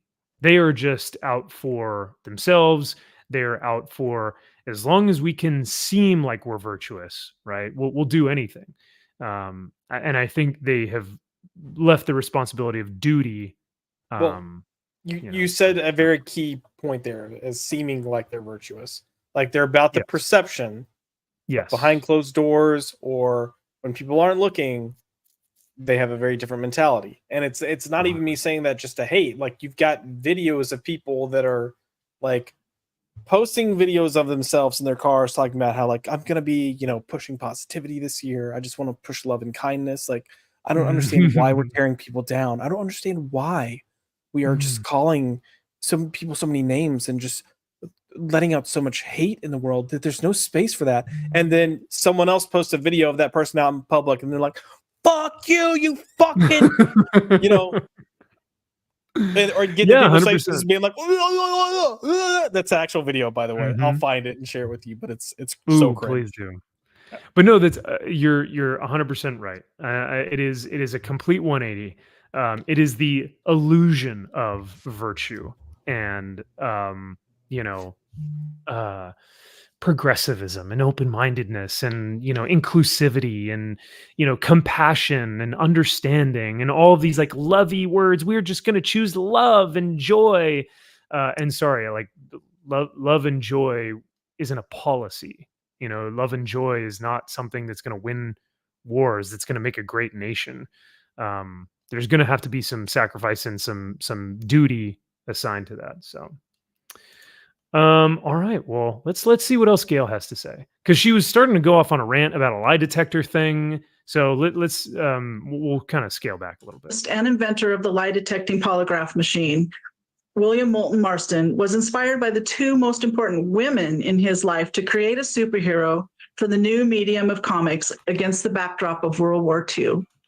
These two women, Elizabeth Marston and Olive Byrne, suggested he make a new hero a woman. Whoa. Well, so real quick about this relationship. So he had a very avant-garde lifestyle. You don't say, Drew. You don't say. Yeah, Tell me more. funny how she leaves that out. So he was married with a family, but he also shared a home with his student from college, I believe, who he was in a relationship with, and their family as well. So he's a very interesting relationship the three of them have. No, she also leaves out that when he created this character of Wonder Woman and was writing Wonder Woman, if she were bound in any way, she lost her powers and couldn't do anything and had to be saved. Most often by Steve Trevor. So what are we really saying here? yeah. He had a fetish. Women. Yeah. No, William, he had a fetish. Yeah. I was gonna say too, to both of y'all's points, like you said, when she was bound, she had to be like hog-tied bound. Like it was very much so like we're going to make this into a fetish, like indie underground comic thing, because that was a big thing with underground comics, was like the sex scenes and like things like that, the things that were very not PC, not PG. Yeah, Well, And it's funny you mentioned that, Max. Well, segment we're talking about that. I think that's what I think it was Jerry Siegel. He was the artist of Siegel and Schuster, the Superman team. He got relegated to doing those pornographic comics after he got outed. Couldn't get any more work. He had to do that stuff. But anyway, continue. yeah. No, yeah, that's a great point as well. So yeah, for Gail to kind of bring this up, it's a little like, well, did you also know about this and that, and that she was kind of a sex bondage icon for a while because she was just always bound up. I mean, like, okay, so we'll see what else she says. Unlike And sorry, I will say I do like that she displayed her background that says, "I read comics." I write comic. I am a nerd too. Very nice. Oh no! I hope some strong, strapping man doesn't find me bound up like this. I was wondering what you were about to say. Yeah. Oh Is that no! my cake in the air? Oh no! Is that my a milk dumpy? breadstick? Oh no! Like many men at the time, Marston believed in the power, intelligence, and empathy of women. And he created a Are you sure about that? hero to celebrate and inspire young readers. A hero with great strength and speed, but above all, compassion. And he gave her something no other hero had, golden lasso that contained the power of truth. And he named this hero Wonder Woman. Wow. So was it her truth? Is her lasso her truth? Filled with my truth? Her truth? Don't give Tom King ideas, Max. Jesus. Oh no. Yes, please don't. Yeah. So Gail goes on and on and on and on. But we've got some familiar faces here. We've got Mark Hamill down here. We've got John Cryer. John Cryer? That is. Yeah, I'm not gonna, have you guys sit through all of this, but here's the cast of the boys. Yep. Oh, this is when she. Oh God, yeah. What? She's explaining how they did her gauntlets. Oh, her in Wonder armband. Woman. Yeah. Yeah. Mhm. And she's Wait, like I said, You should. she's Oh, I was gonna say you should have played a little bit of it so people could hear how slurred her speech it was.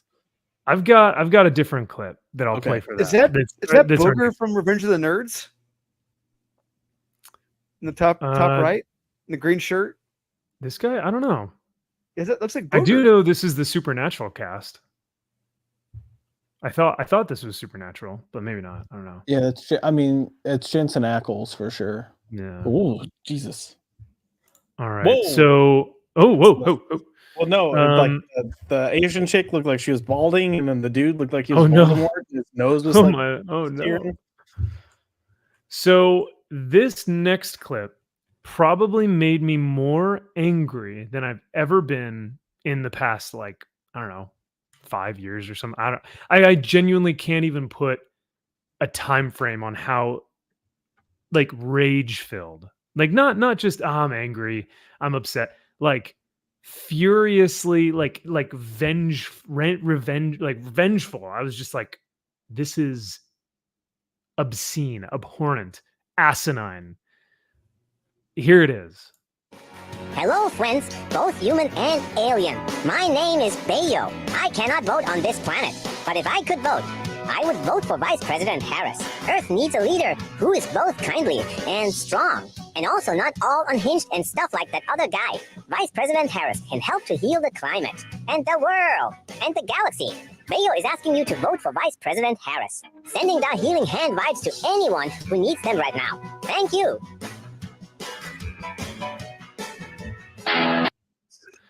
So I guess to say something real quick. I gotta say something real quick about Kamala Harris. Is that she is vice president right now. So I'm saying this is Dolan, not Drew. She is vice president right now, and she has the opportunity right now to be able to make these changes right now. She is in power. Works directly with the president to be able to make these changes. Why will it only happen when she becomes president and not now? Why couldn't she do it the last 3 years? Drew, she is trying right now. Like, she went to the border wall this week for her photo op-ed piece and they released the photo today. And then immediately after that, ICE released that they have allowed like some 400 and something thousand criminals in Oh my under her vice presidency that they know of, and they suspect that there's actually more than that because so many have gotten away. Oh wow. And we're talking Brilliant. about like murder and assault type criminals. Yes. Oh yeah, Yes. not Yeah, just if you- like and if you know. yeah, if you think theft I or, wasn't, like, if you think I wasn't aware of this, oh yeah, Yeah. trust me, I've been well aware of this. oh my. Oh, man. So I'll tell you guys why this made me so angry, because it's trying to be, you know, hey fellow kids, it's trying to be cutesy, and all the, you know, It's wine moms out condescending. there. I don't. I Oh see this as how can yes, how can anyone not see this as condescending? it's condescending, it's patronizing, but more than anything, it is trying to be cutesy while telling you the person that you're about to vote for is going to take away everything. Everything that you like love as a, you know, free American right now. And the other thing that, well, the main thing that I really was pissed off about was the fact that they're trying to make it all cutesy and you know, fun loving and blah blah, when all of these people who are about to vote come November, they're going to send all of the young men like us to die. Because if World War III pops off, which we know will happen, who are they going to send?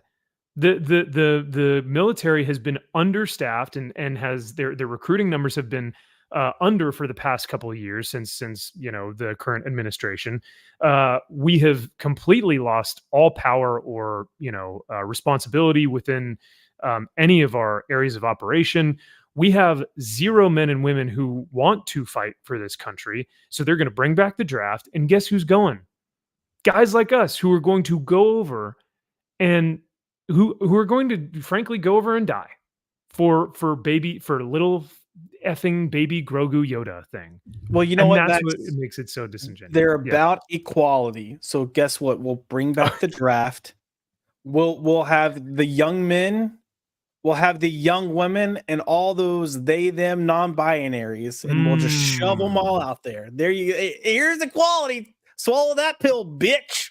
Okay. Yeah, I mean, if they really do want it, Well, if Yeah, they what's really do funny is want that it, all I'm going to say is that the minute the Department of the Army, Navy, Marines, the minute that they shift away, the minute that they let go of those progressive goals that they're trying to meet, the minute that those wash away, and they have to start bringing in people who are actually fit to serve, there's a problem. So like I say, okay, shit is hitting the fan. yeah, you know what? I would love to see the faces of these people, and we know who I'm talking about, when they're like, why should I have to go to war? I don't even believe in it. And they're like, well, DEI, we have to have a certain number of they thems. exactly. You want it to be equal. Don't you You wanted want- equality. All right, Don't you want Mangina, the military? suit up and let's go. Manginas. Don't you want the military to be diverse? I mean, you've had diversity throughout all these other industries. Why not have the military be diverse, right? It's only fair. Which, you know, it's only equal. Well, it's only equitable, excuse me, because they don't want equal opportunity. They want equal outcome. So that is one of the main reasons why this whole stupid slogan and campaign and all of this stuff is just absolutely asinine to me, because they're going to send over our young men to die because a wine mom wanted that. Honey, I wanted a female president. So you can live with higher taxes, higher groceries. You'll live in a place where you can't afford anything, and you'll just like it. Oh, and your speech will be suppressed. You won't be able to say anything. All the major news outlets will all be left wing, so you won't actually be able to get valuable information. All that good stuff. But it's okay because we have a female president and inclusivity. So, right. And then Josh, to your point about immigration, well, allow even more people to come in because we're being super inclusive and diverse and representative of all different cultures who kill cats for fun. they're going to be like, what happened to all the Americans that were here in America? Oh, they're at war. They're at war. So Yeah. who else living here? Oh, immigrants. Yeah. But not the bad ones, the good ones. Yeah. Just, Well, oh my don't God. walk down the street at night, okay? Or during the day. Or just anywhere. Yeah. Yeah. That's a good point. Yeah, could you imagine all the white middle-aged men are out fighting a war on foreign soil, and all the women are home and they thems are home, and with all the immigrants that are killing them. I don't know. That's terrible for me to say. I'm gonna get canceled for saying that, but yeah. Look, this is what you do. Go ahead and do what I said. Do the draft, and to make sure that these people are effective at war.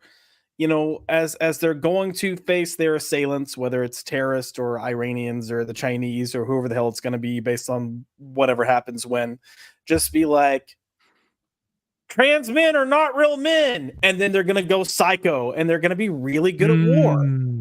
That's And true, then because when you that have- male rage is gonna like Right. "Urgh," And then yeah. when you have trans women be like, trans women can't have periods, and then they're gonna rage. Yeah, dude. And if it's not good enough, then be like, J.K. Rowling is the best author ever, and then they're all gonna be like "Urgh," and Hulk out with their testosterone or their hormones, and they're gonna be an effective army. Like that's Yeah. what you got to do. Hell yeah. I figured it out. Just Nailed put it. me in charge of the military. You'll have General Millie's job. You got it, dude. Hell yeah. Bring in the gays after, clean it up, make it look pretty. Oh, you guys will give us the best uniforms ever, dude. Well, I mean, if we go and ransack a country and it looks like shit after war, because war, then you can have the gays come in, and you know what they say when the gays come? Here comes the neighborhood. So they're gonna have coffee shops. They're gonna have little antique stores. They're like, this is great. So this lamp survived the bombing of whatever. It's an antique. Damn. You're full of great ideas tonight, Josh. I'm loving it. So, we've got Nadia in the house. Good evening, Nadia. Thanks for being here. And she's big shrimpin', and she says, Josh for president 2028. Damn. I like it.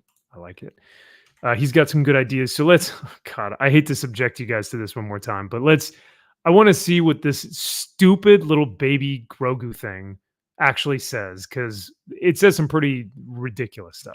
Both human and alien. My name is Bayo. I cannot vote on this planet, but if I could vote, I would vote for Vice President Harris. Earth. Yeah, do you feel like as a grown human being, do you feel like is this funny to you, or do you feel like, oh my God, this is cute, or like I would be so angry at how patronizing this is? I don't know. I this is gonna sound mean, and I'm not trying to be funny. I'm not trying to be mean, but in serious conversations that I've had with people that, not all people, just some people that support that side of the party, sure. I feel like their emotional maturity is genuinely at this level. Like it's just not, it's not there. And in the same respect, I'll say, yes, this reminds me of like stuff that you would have for kids. I remember being younger and seeing stuff like this. However, it usually wasn't targeted towards supporting a specific candidate. You had something like this encouraging you to vote, period. You should go vote. Yeah. Not Republican, not Democrat, just you should go vote. That way you're instilling at an early age the importance of doing this. So you get that kind of like, I don't want to say messaging, but you understand it. Right. If kids could vote for Harris, then yeah, I get it. But I don't know why this is here. I don't know. It's you nailed it, Josh. The emotional maturity for a lot of these activists, for a lot of these people, is either non-existent or it is that of a 9-year-old. Their emotional maturity has not developed normally. So they think that like this is the audience, right? And the people watching this are eating this up, I guess. But I love this comment. Whoever wrote this bit should lose their right to vote. I mean, yeah. Dare I say? Needs a leader who is both kindly and strong, and also not all unhinged and stuff like that other guy. who needs a leader who is kindly and strong and not all unhinged and stuff like that other guy. Yeah, no, because kindly and strong, that's really gonna, it's really gonna do it for us, guys. That'll get our country back, right? So I'll get us back on track. What makes guy, what makes Vice America what we had under Donald Trump? I know this would be a very unpopular point of view, but I liken it to Richard Nixon, which will make it very unpopular. Is that when these two gentlemen were in power, that our enemies of our nation, they were legitimately worried. They were legitimately afraid of the United States because they were wild cards. They did not know what to expect, and there was a kind of like a legitimate level of keeping people on their toes, like not sure if they should act on certain things because not sure what the U.S.'s reaction would be. So there was we had control, in that sense. But after that change and after Nixon, with Ford and Carter afterwards, and now with Kamala Harris and Joe Biden in office, it's like, no, there's no sense of fear in our enemies. That's all gone now. They know the inmates are running the asylum. They can do whatever the fuck they want. Well, I mean, I think Josh and I talked about this on one of our streams a little while ago. Guess who it was that endorsed Kamala? Putin.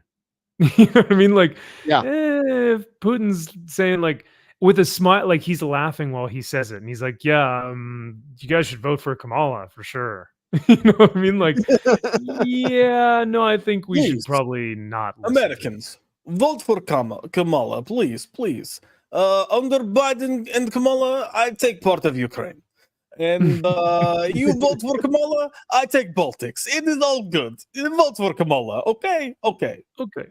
We send nukes later. It's fine. It's fine. It's okay. Harris can help to heal the climate and the world and the galaxy. Mayo is asking you to vote for Vice President Harris, sending the healing hand vibes to anyone. You know what's also funny is that they're still signing for this little F-ball. He's still signing for whatever the stupid Bayo thing is saying. Who needs them right now? Thank you. God. Kill me. We also had political science theater, because that's hilarious. Right, guys? That's so funny. Get it? Well, thank you very much. They actually told me you could speak for an hour and a half. So 30 minutes. He didn't like the way I looked, I guess. No one does. 1.3. Good one, Mystery Science Theater. You got him. Yeah, that was a good one. You know what? I am gonna say something serious because everyone likes to shit on Donald Trump and how he looks. And it's honestly, it's a little funny. He's spray tan. He's orange. Hey, we get it. We get it. His hair is questionable. We get it. But if I'm being serious, oh god, that's a terrible freeze frame.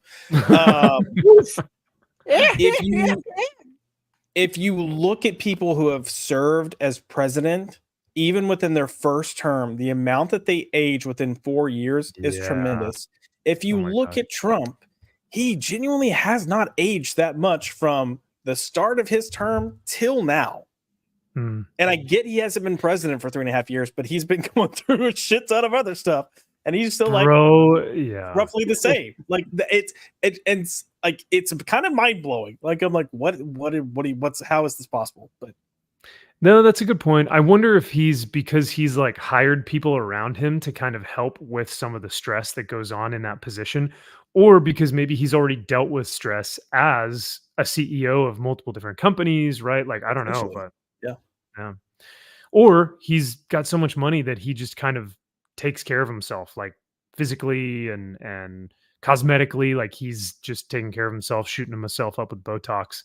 Maybe not as bad as Linda Carter here, but I mean, speaking of Botox, let's. You know what that face reminds me of? That's actually really accurate. That laugh is, yeah. Do you remember the bitter beer commercials from Budweiser? No. Oh my god. Those are, yeah. So, Oh, Mr. Max, Princess. you're probably a little too young to remember these, but you know when Yeah. people have dentures and if they take their dentures out, how it makes their face. Yes, like their So, chin goes yeah, up to their nose. Yeah. yeah. So they hired a bunch of people with dentures, and they would take a sip of a beer in these bitter beer commercials for Budweiser. So they take a sip of the beer, and then they would show them without the dentures making that face and like a grimace with their eyes. And that was the bitter beer face. And they're like, oh, drink Budweiser. That's what her face reminds me of right now. The bitter beer face. Oh, okay. All right.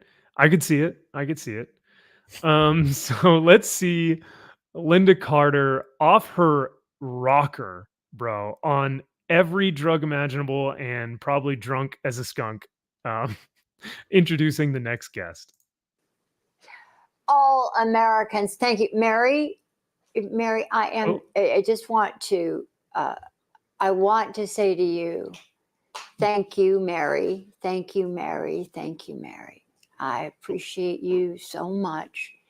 I have such an affection, and thank you for that great run up to this beautiful music. But I want to thank you from the bottom of my heart for your voice. You have been in my heart and in my mind for a very long time. Thank you. Thank you very, very much. And here we go. Here we go. This is this my turn to say this? Oh, okay. Sorry. All of them. Oh, I'm so too excited that I got to see Mary.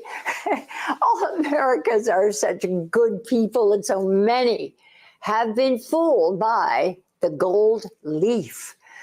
You know, Americans are solid gold, and we have to look at the facts. We need justice, Facts, not guys. alternative facts. When Kamala says do something, it's like what you're doing right now, tuning in here, right here with us to learn how you can get out there for good. You know, it is that. It is you. It is being outside of, it's outside here, and it's being in the street, and it's talking to people, and it's getting to vote, and it's listening, taking your precious time to do what you're doing right now. We need your money. We need your money, and we need your vote. Yeah. So this next performer knows a thing or two about variety shows. You may remember him fondly from the Brack Show. Please give a warm welcome to the iconic, the super duper, the amazing and fabulous, iconic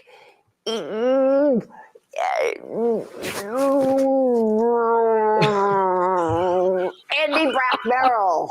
I love the sign language person. I love the sign language person at the top. Just like, what the fuck am I doing?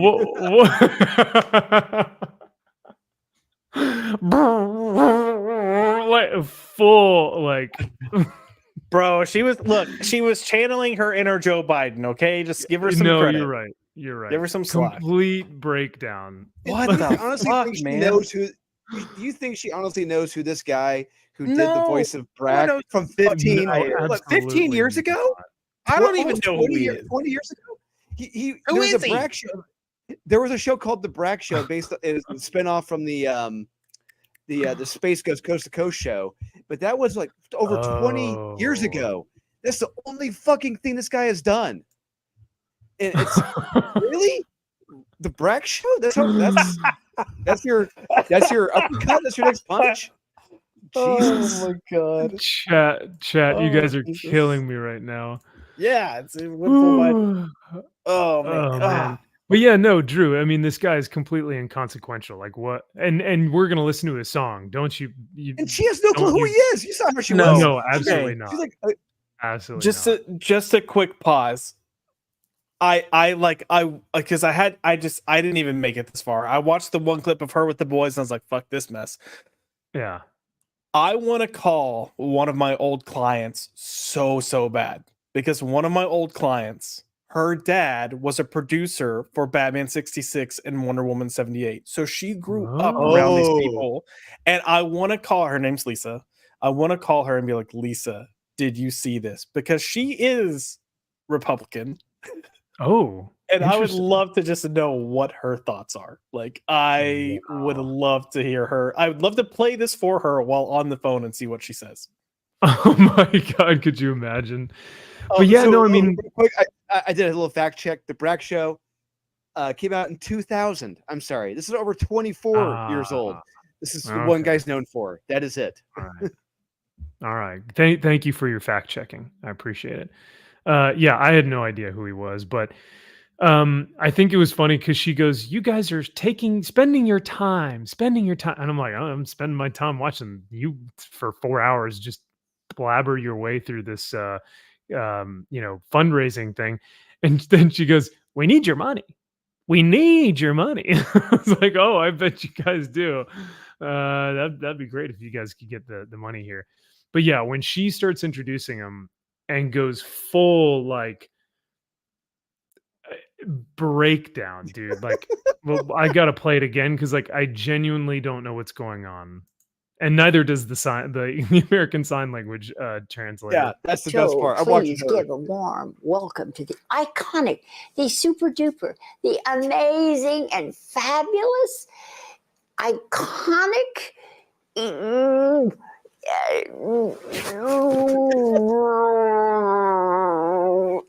Brackbarrel. I love you. Can't make it up. Can't script it. Can't write it. Randy Bratmerrill, whatever this doofus's name is. Oh man. Okay, so we're almost through it, guys. I promise. Have you heard this song yet? It's fucking I've not. terrible. And you're saying you're saying we're almost through it, but I'm having a blast. Like, this is so Okay, entertaining all to right. me that I'm Okay. It makes me feel better about my life. That's all I gotta say. Seeing half this Yeah, shit. yeah. So. All right. Well, gentlemen, here's maybe one of the worst things I've ever seen on the internet. I love you too. I just can't get over it. I get to talk to you. I can't get over it. Well, thank you so much for having You're me. welcome. In the heart of my bottom. Thank you to the 15,000 people that followed on Twitter. So here, I'm singing a song. So take your medicine. Okay, here we go. You'd think we know the difference between good and bad. Too many are willingly bamboozled, and it's sad. Do I want my favorite toy or a bag of broken glass? Some will choose the glass because of the chokehold on there. But so we gotta choose joy and not hate. If we made that choice together, it'd be great. Let's stand up and get the let out to control our fate. Gotta choose joy and not hate. Gotta choose joy and not hate. Let's all support each other. It's never ever shady. Be you trusted family member or a childless cat lady. We must show up in droves and vote like hell. We need to defeat the crappy old man with the diaper smell. So we gotta choose joy and not hate. If we made that choice together, it'd be great. Let's get out there and canvas, do it state by state. Cause we gotta choose joy and not hate. We gotta choose joy and not hate. Now I'm not gonna vote like any other sucker because we can never go back to that crazy former president. Instead of voting for all the chaos and him, let's all get out and vote for Kamala and Tim. So we gotta choose joy and not hate. Oh my God. If we make that choice together, it'd be great. We've got now until November 5th. It's not too late. We gotta choose joy and not hate. Hey, we gotta choose joy and not hate. Everybody, we gotta choose joy and not hate. Yeah, I'm gonna go punch somebody. How about that? I don't keep running, this guy stinks. Yeah, I think I've seen all I can see for all of eternity now. I think that's about it. I'm ready for the What's- Meteor Boys. 2 hours, 15 minutes. Good to know.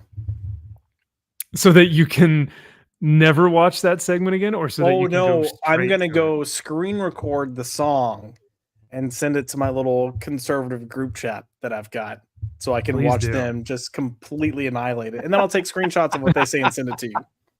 Please do. Please do. Because it's all a bunch of gay conservatives, so they're gonna be like, "What the fuck is this?" Yeah, I think after watching that, I'm team hate. I don't know about you guys, but yeah. 100%. This That's is why I what- said I was this gonna is go what- punch somebody. Yeah. This is an example of too much empathy right here. This is what you get right here. Too God. much estrogen and empathy. Right. Yes, that's exactly what you get.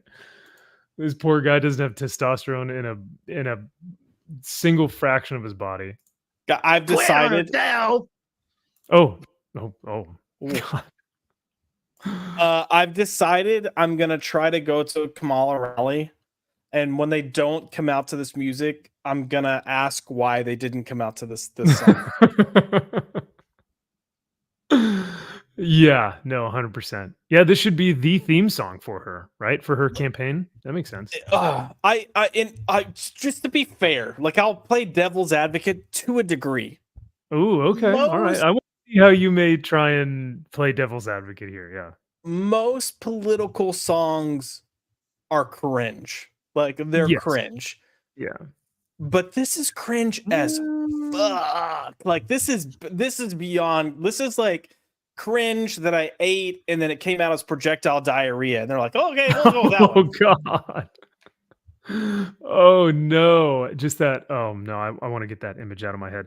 Yeah, no, this is cringe to the extent to where like you have you're like, oh my God. Like it like hurts. Like it's like, oh geez. Jeremy from Geeks and Gamers watched this like live. Like they were doing the thing live and he was watching it live. Oh, And he like slid out of his chair. He was like, I can't do this. I can't do this anymore. Like fully slid out of his chair.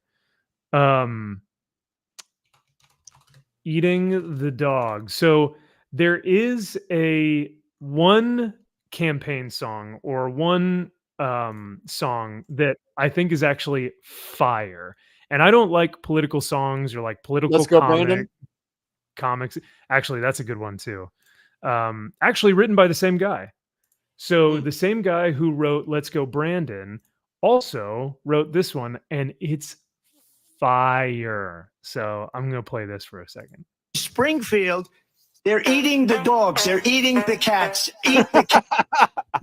They're eating the dogs, they're eating the cats. Eat the cat, eat the cat. They're eating the cats, they're eating the dogs. Eat the cat, eat the cat, eat the cat, eat the cat. Seeing red, so don't push me. Ain't Donald Trump trying to grab him by the. Said it was some Haitians somewhere out in Springfield. Women doing cartwheels. Have you seen Garfield? Eat the cat. Have you seen Snowball? This about to snowball. I'm about to go off. I can't let this go on. Miss me like an airball. Tell me where my cat is coughing up. I love all the different cats like doing different like and then the Trump dance. Yeah. So good, man. It's so good. There's one other person that comes in here and starts dancing. Like a hairball. I gotta tell them if they even put the fingernail on Santa's little helper to turn them to hamburger helper. Somebody better help them because I'm going to jail for showing them fellas helter skelter. So when it comes to like political songs, like you gotta admit that's funny, and that's actually well done. Like that's funny. Oh yeah, I feel like that's one of those like hide your kids, hide your wife type songs. But Yes, yeah. I'm 174K talking about- likes, yeah. yeah, I'm talking. What I was referring to is like usually people will write songs for candidates, and those are usually just like, Oh, Ooh, speaking of which, did you know this is a kind of an interesting top? This isn't comics or nerds or anything, but Jill Biden, she requested that the Marine Corps band, create a song for her for the First Lady, because the Marine Corps band has a song that they play when the president comes out in Washington D.C. This is like ceremonial, Is it Hail to like the this is Chief? tradition. Yeah, hail to the chief. They do it every single time, right? Jill Biden requested that they create a song for her and play it when she were to walk out. This is no joke. You can find this on YouTube. They play it. You can find this online. Like it's reread. So yeah, and the Marine Corps did it. I mean, they can't say no. So Yeah, you can. You say no. It's that simple. the Marine Corps just nah. Sorry, Jill. Thank you. Thank you, everybody. you. Vote. We got 6 weeks. Yeah, baby. We got 6 weeks. Andy, I know you love this country. I also love this country. I also love beans. I'm half Mexican and half. What did she just say? Wait, why beans? Why did beans come up? I also love beans because I'm half Mexican. Don't you guys know? Bro, off the rocker. I'm just gonna have that clip ready just to play randomly. This is all just this is all incredibly shocking. It just how she's acting, and this is why they gave this a green light. Well, I don't know if anyone gave this like a green light. I think Linda Carter just reached out to Geeks and Nerds and we're like, "Hey, we're doing a fundraiser. Can we get this thing together?" I don't know. Well, let's be honest here, Max. Her agent reached out to other people's agents to see if see if they Thank can come you on. for the delineation. Yeah. Oh, they're not being paid? Okay, I can get you this guy. Okay. Yeah. Does she does she have a star on the Walk of Fame yet? Linda Carter? She did. I thought she did. I don't know. She might. Good question. Oh, does she this does. guy She have does. does this guy have a star? He I don't deserves know. one after Oh this. no, absolutely not. I needs one. I feel like she's got to have something coming up that she's trying to do, or I don't know. I don't know. Well, thank you, gentlemen, for indulging me. We'll play more. Don't worry, that's not it. There's plenty more. It's a 4-hour stream, so we'll play more on Sunday night. Yeah, This was just but a taste. I was having fun until that song. That song ruined it for me. That's what I'm saying, bro. It's like it sucks the life out of you. It's that cringe. Like It's if I were in the room, I would have grabbed that little ukulele and then smashed the fuck out of it, and then just stared at him, and then walked away. Yeah. Stop playing that. That's cringe. Don't do that. Stop it. Get help. That's what he needs. He's that Michael Jordan. Stop it. Get help. Yeah. Get help. So, whew, that was funny. But also terribly, terribly cringe. I thought I had like a clip for this, but I genuinely don't. So, yeah. What made me go do drugs? Yeah. It made Fiend get back on his or he's off the wagon or he's on the wagon when you fall off the wagon, right? When you start drinking again. Maybe Fiend become a start conservative.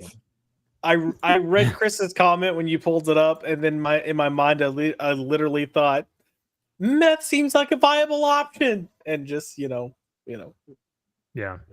Honestly, I think if a liberal or a Democrat were to like watch that, hear that song, watch this stream, I'm pretty sure they'd just like slowly just be like, you know what? Yeah, I'm for hate. I'm gonna vote. I would hate love to in have been a November. fly. I would love to have been a fly on the wall with Kamala and Tim watching this. Actually, you know what? Yeah, both of Oh them. no! Because Kamala would bring out whatever blackness she has in her. She'd bring it out and be like, "What the fuck is this?" And then Tim would be like, with no rhythm. Look like Steve Harvey would be like, Yeah. His wife would be like, I love this. We're turning the page. Turning the page. And you know what that also signifies? Moving forward. Yeah. Not moving back. For me, I'm a simple guy when it comes to voting. All I'm going to say is, whoever's going to lower my fucking taxes, you got my vote. That's all it takes. Yeah. I'm a simple man, and unfortunately, this last administration, they didn't do it. They raised it, and I'm pretty upset about that. They raised it and everything else. Yes. Except Like, pay. do you want to go? Yeah. Do you want to go into World War III or do you want to afford groceries? They don't seem very comparable, but I mean, Well, gentlemen, this is a comic book show, which means that we do have to talk about comic books. So let us get into the comics for this week. Now, chat, we did miss last week's comics. So what Josh and Drew and I are going to do is we're going to talk about some of last week's comics as well as this week's comics. So you guys are getting a double dose, some double trouble. So, oh no. Jamin says, if you try to torture us again like this, Max, I'm telling you we are through. I'm telling you, I only have few brain cells left and I'm not going to lose it over these idiots. That is fair, Jamin. You know what? You did super chat us very generously 2 weekends ago I think it was last week on maybe Max's Mancave. Very generous, sir. I don't know, man. I can't promise we won't bring it back up. I don't know. We'll see. But thank you again for the support, brother. All right. So, unfortunately, I actually didn't get to read X-Men #4. I didn't have time. Did you guys get to read X-Men #4? No? Drew? Give me 1 minute to remember. I read a shit ton this week, but last week, yeah, I didn't care for it. The penciler, I remember going through seeing the pages. I'm like, why do these pencils look so fucking lazy? Why does it look like Ryan Stegman just fucking phoned it in? And I was like, oh, it's not Stegman. It was another guy on this. He only lasted 3 issues. Okay. 3 issues. Yeah, we had to call it quits. Too much for him. It's not terrible. It's not great. Nah. But if you'd asked me last week, I could have told you more about the book. That's fair. Now, but Drew, don't you like the cover though? Because it's funny because it's on an iPad and you've got the thumb down here. It's like you're holding the comic book, but you're holding the iPad that has the comic book digitally on the iPad. Isn't that clever? No, it's retarded. Anyway, Max, I just remembered about the book. I just remembered something. There's a segment in it where Juggernaut is talking to someone like about what the X means on his helmet and everything. I'm like, I'm reading this shit, and I'm like, I remember when Juggernaut was a legitimate threat. I remember when he I remember when he was a villainous character. He had balls. I hate it when they take villains and make them quote unquote heroes. I hate this shit. It drives me nuts. Juggernaut should have never been on the X-Men. I don't care. That's my stance on it. And I hate this, and I hate his little his speech about the X on his helmet. Yeah, that's pretty lame. It's this like we're trying to make Venom, we're trying to make Juggernaut, we're trying to make Punisher, these like good guys, and it just doesn't work. Doesn't work for their character. Same with Jason Todd. Same with Jason Todd, you said? Yeah. He's absolutely that fucker should be in jail. I mean, honestly, I told Josh that's my first act. If I was ever a Batman writer, first arc, we're tossing Jason Todd's ass in a cell, and he is not getting out of there for a long time. Got him. All right, gentlemen. I think we need to have a serious conversation about this comic. Actually, let's do this. Do we want to do something that's good and then do Dazzler? Because oh my God. Oh, representing. You actually bought it. Yeah, so look, this is more to do with trying to support my LCS. So okay.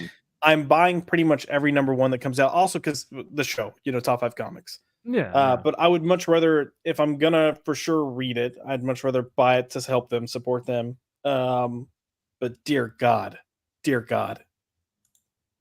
dear God. This was, I mean, how do you even, where do you even start? Where do you even begin with something like this? Um, I mean, so okay, I'm gonna, yeah, hold I'm gonna on. do I'm this. just I'm gonna gonna pull it up on I'm the gonna on the I'm gonna site. read I'm gonna read the first the caption the first two panels. How about that? Can I just do Oh that my real God, quick? please, because those first two panels are something. You can see it here. Oh, oh, oh, you got it there. Okay, yeah. Oh yeah, we got it. Since We you- got it. All right, here we go. Here we go. Oh, yeah, right there. You've come Story so time. far. Yeah, you've come so far, Allison Blair. It's been a winding road of hardships, sacrifices, heartbreaks, prejudices, and backlash. If I could see that girl who left her law career to gig at sweaty underground nightclubs and sing backup vocals for fragile men, I would tell her. Bravo. Bravo. Wait, hold on. Strong woman. Dazzler. Such a strong, independent woman, you know, because she had a law degree, guys. But she was, you know, going to those nightclubs and singing backup vocals for those fragile men. Yeah, fragile men. We hate Fragile those men. fragile men, right? God. Oh, yeah, and all the hardships, sacrifices, heartbreaks, prejudices, and backlash. Yeah. Yep. So much prejudice. So this is the thing with these X books that I've realized. What's happening, Man of War? Neighbor of the Beast, what is up, brother? He says, "Oh, look, more things we knew would be shit." 100%. But you gotta at least showcase it, because this is like to a degree of like, I didn't think it could get this bad. Bruh. I don't know. This Dominic is says a respect regression. on No, it's supporting it's LC. regression.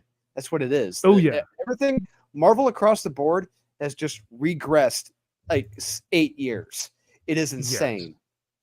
Yes. It's like I was fully, when I was reading Nyx, when I was reading Dazzler, and when I was reading Uncanny, I was like, are we back in 2012, 2014, 2016 era? Like, are we back in the all new, like this was this was even worse than that era. Because what I remember in that era was, it was just like, okay, this is bad and cringy. These were like offensively bad. You know what I mean? But yeah, the new X books are awful. Like, we haven't seen one good one. The only one I think we would say is a meh was Wolverine, right? I don't know. Are you talking like all the new X books we've got? Like the best so far has been Wolverine. Right. Like out Yeah, of I would from agree. the asses. Yeah. Yes, from the dirty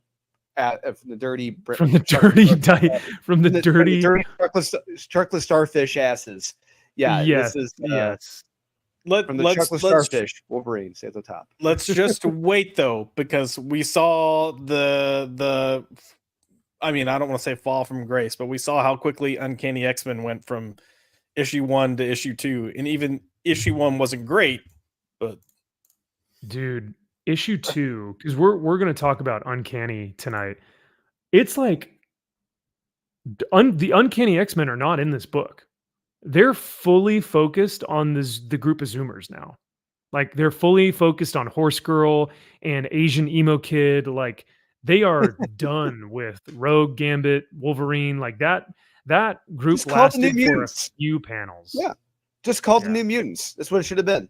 The New Mutants. It was awful. So, but Josh and Drew, I need to run to the restroom real quick. But while I go do that, do you guys want to just give a brief summary of Dazzler, what you guys thought about it, and just the absolute ridiculous nature of having a sold out, globally known show and yet still playing victim, right? I don't know if you guys got like got that as Oh yeah, well. 100%. But like, it's almost infuriating to try and understand what these writers are doing, because I feel like they're trying to come from a spot of like, we're gonna tell the story of like a Taylor Swift-esque girl who's preaching to queer representation and the LGBTQ community, how they're marginalized, but they're not at all. Like, but then the comic showcases them being like the most popular people in the world. Like, I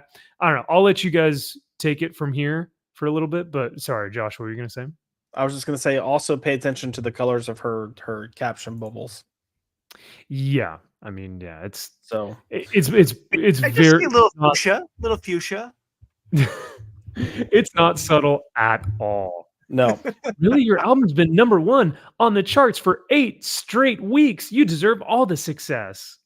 And it's like, oh, so wait, she's like, oh, I've been persecuted and trampled on. It's like, oh, but no, your album's #1 on the charts for 8 weeks. You're the bestest ever. This dialogue is fucking terrible. All of this dialogue is it's terrible. awful. it's It so is cringe. immature, elementary level. It's like this one. Just look at the analytics. Your music is bringing humans and mutants together. By being out there as a mutant pop icon, you normalize mutants for everyone. Wait, It's all go about breaking barriers. Oh, Yep, there we no. I was making sure you're going to that panel too. yeah. Oh, yeah. I'm all about breaking barriers with my music. Exactly that. It's transcending. Dialogue is fucking horrible. The dialogue is horrendous, bro. Horrendous. Go pee real quick, because I have a like slight segue conversation. It ties to this, but it'll buy you some time to go pee real quick. So go pee. Okay. Well, I could do that. I'm just gonna leave this page here. So Drew, yeah. I'll be So back. oh god, fuck me. I will say a positive about it. A positive. This artist has legit talent. This artist, it can be really damn good. Yeah, he is wasted. He is wasted in this book, and I feel bad for him. That's fair. I will completely agree with that. No, I was gonna say, Drew, take yourself back to roughly, what was it, 2014, 2015, and if you'll remember, DC did a little initiative called DCU, and they took a DCYOU DCU. And if you'll remember, they took one of the best martial artists in the DC universe, Black Canary, and they decided to make a book about her as the lead singer of a band. And it was not good at all. It was really bad. And somehow, miraculously, it's like a piece of literature art compared to whatever the fuck this is, because this tries so hard to be like, hey kids, aren't I cool, with all of its weird lingo. Like I don't know. It's like Twitter talk all through this. Well, not just that, but working so hard that it's comically bad to make Dazzler this good. It's like she is perfect and amazing in every single way. And good in every single way. It's like, you're working awfully fucking hard at this, and I'm not buying it whatsoever. It's because they're pushing it that hard. I'm not buying it. And on top of that, like you said, the dialogue in this, the song lyrics in this, Jesus Christ, it's how this person got this writing gig, how they're able to write. It boggles my mind. Honestly, I mean, I thought Colin Kelly and Jackson Lansing were bad, but this takes bad to a whole new level. And the fact that this passed several editorial levels, and they all greenlit this. They all said, yes, this is good. Yes, this is great. Let's publish this. We are proud of this. I would never, ever, ever would want to be associated with Marvel after reading a book like this. This is embarrassing. No. And they're celebrating it. As far as the writer goes, I'm pretty sure this is the same writer that did the recent Century book. So, that explains that. It's Jason Liu. Sentry is a disabled person. I think it's the same person. Yeah, it was. Oh, Yeah, okay. it was. Yeah. But yeah, like you've got this whole Twitter talk thing going down. So like there's this one a caption that reads, "I picked a sweet time after my last ever resurrection to drop my new album. Am I right?" And like I wanted to vomit. Like I was literally reading this on my lunch today. So I'm like sitting in my car eating and I'm like flipping through this, and you just have to imagine that I'm like with my sandwich being like, "Oh my god, fuck off," as my mouth is full of a sandwich. Like I was pissed. I was not happy. I text Max and I was like, "Thanks for ruining my lunch, you asshole." Hey, with all the mornings that like I've had a beautiful, nice, warm cup of coffee, and I'm like ready to like, oh man, I'm so ready to like start the day. And then what do I see? Soups going, I'm ready to infiltrate, and create, or whatever he says. And like everyone's like, oh my God. Yeah. No, awful. So I had to do it to you. But no, this book is for you, Josh, because look, you've got all the Republican, I mean, all the conservative, I mean, all the support, I mean, sorry, gosh, I keep, my silly brain, all the, what did they call them? Like there's a word for them. Even they're in Nyx too, in the Nyx X-Men book. They've got these people who are, you know, basically just protesting and are bigots and are, go away, mutie. We don't want you here in our town. But you've got all Bebe on her little TikTok thing here with the drag queen that says, "I'm ready to shine like a disco ball, honey." Is disco still in, is disco in with the kids? I don't. No, okay. Absolutely not. So, how are you doing, Los Angeles? Yeah, of course it's in LA.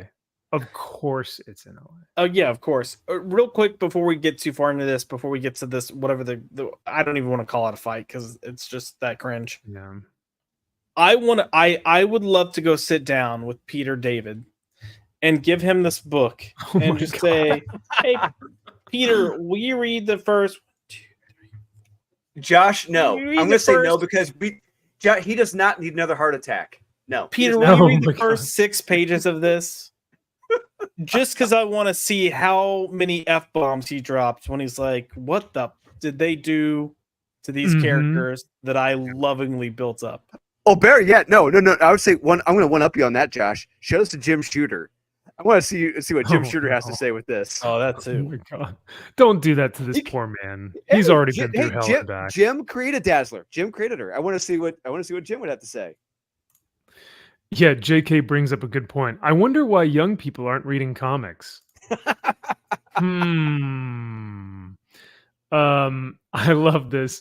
So lovely to see you all here. Gosh, you all look so beautiful. I can see you all shimmering. This is dialogue in a fucking comic book. This is fucking dialogue. Cut to, like, hard cut to, God hates Dazzler.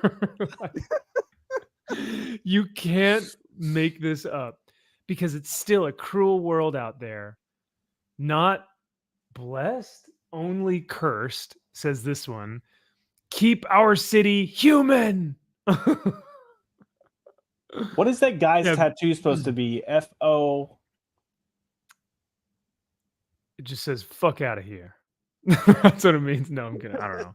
F-O-H. I don't know. F-O-B. Friends over bitches. I don't know. No, it's F-O. Friends of Humanity. F-O-H. Oh, that's right. Oh my God, that's worse. It's so dumb. And we can't let any of that negativity crawl its way. There it is. Negativity. We want joy. And what was the other one? There's another word for it that joy and progressivism and positivity. No negativity here. We want positive. And then she goes full on Taylor Swift by hating on a man. Yeah. First song is about a certain playboy. Yeah. No. Just even if you're a Oh. big rich jerk. Yeah, man. This was No, keep going with the song Oh, there, oh, you Stacks. want me to read the song? Yeah. You're flashing cash like it's a game, but I won't play along. It's kind of lame. Oh no. Just like this comic. Ayo. Yo, ayo, bada bing. I need a love that's real, not bought. Can't be swayed by all you've got. Jesus. AI wrote this. No, AI couldn't even write something worse than that. Yeah. So, I mean, this is the comic. I won't, I won't put you guys through more of this hell. But the question is, and I have to ask this every week that one of these X books comes out, because it's truly spectacular how bad they get. Is this the worst one? Because I mean, if we look at from the poopy butthole asses of Marvel, I don't know, man. It's between this and Nyx, maybe. But Uncanny was awful this week. It's just all so bad. It's all Okay, so bad. Yeah. So I'm going to propose an idea right here. All right, guys. I'm going to see what you guys think. Let's say craziest thing had happened. I was granted the ability to write Dazzler. Number one. All right. What if I had done my proposal would have been we're putting her back in the Mojoverse with Longshot. They're on a survival run. Like if issue 1 ends with her being thrust back into Mojo World, Longshot finds her and like everything is gone to shit. Everything is just shit and they got to survive. What do you guys think of that? That'd be awesome. Yeah, I'd read it. I wouldn't it would read be better than this. I was about to say, it'd be better than a Taylor Swift knockoff that's like just an allegory for LGBTQ rights, or not even rights, just like acceptance. I don't even know. Like, I don't know. It's all so tiring. But but yeah, that Dazzler number 1. I mean, it doesn't really require any more of our time at this point. It's one of the worst things we've read. It'll definitely be in our worst of the year roundup when we do that in January and in December. The book is $5, so it's not your $3.99. It's $4.99. It's a full $5. So yeah, You're spending that extra dollar for the song lyrics in the back. Oh yeah, totally worth it. Totally worth it. Now, go ahead. Also, I was gonna say, when did the original Dazzle, was that 78? Hold on. No, it was after Disco. She came out like in the 80s. Oh, that's right. 80. Okay, yeah, it was. So if you want to see how to actually handle Dazzler relatively well, and I'm not gonna say this is an amazing book, but comparatively speaking, it's fucking amazing. Go get Dazzler. Yeah, 1981. Go get Dazzler number 1 from 1981. Go read that. Just go read that. That's fair. Yeah. Yeah, don't spend your time with this Dazzler. Do the other one. Yeah. So I wanted to bring this one up. This was very surprising to me. So I've been collecting Fire and Ice for the past however many months.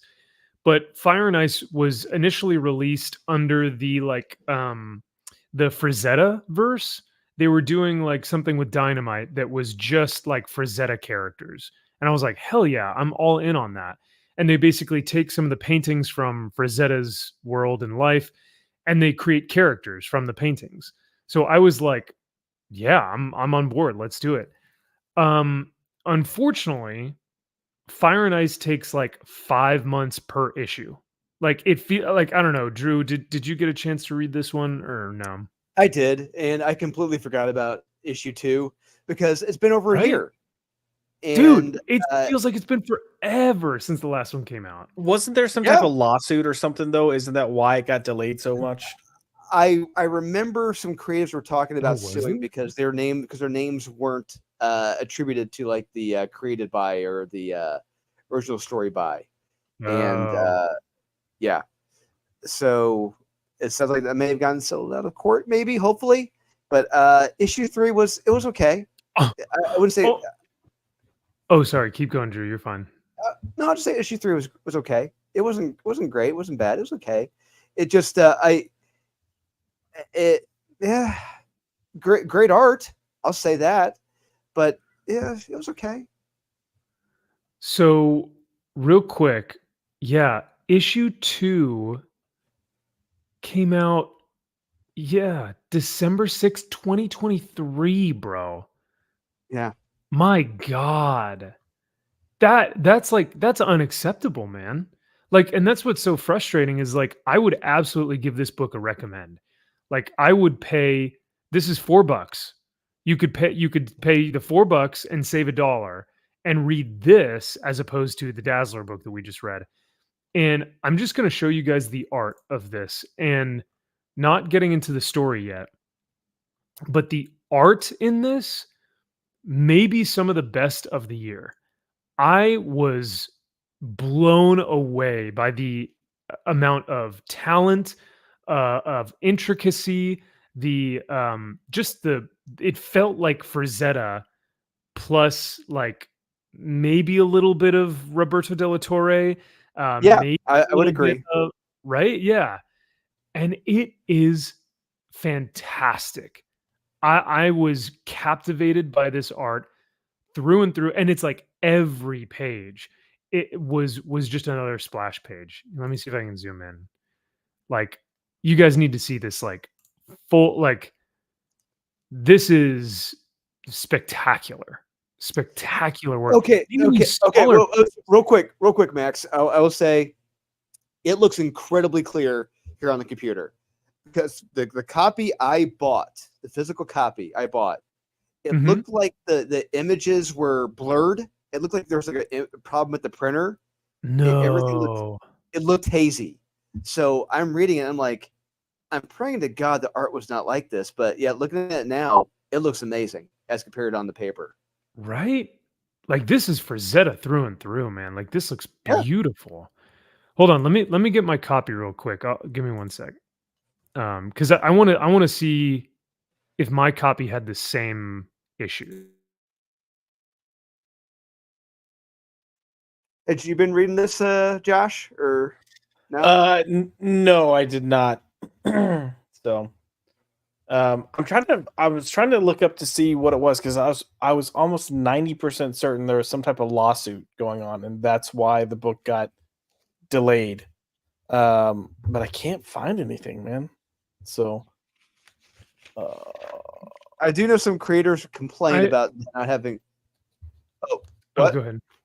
There were some creators that complained about something. Yeah, yes.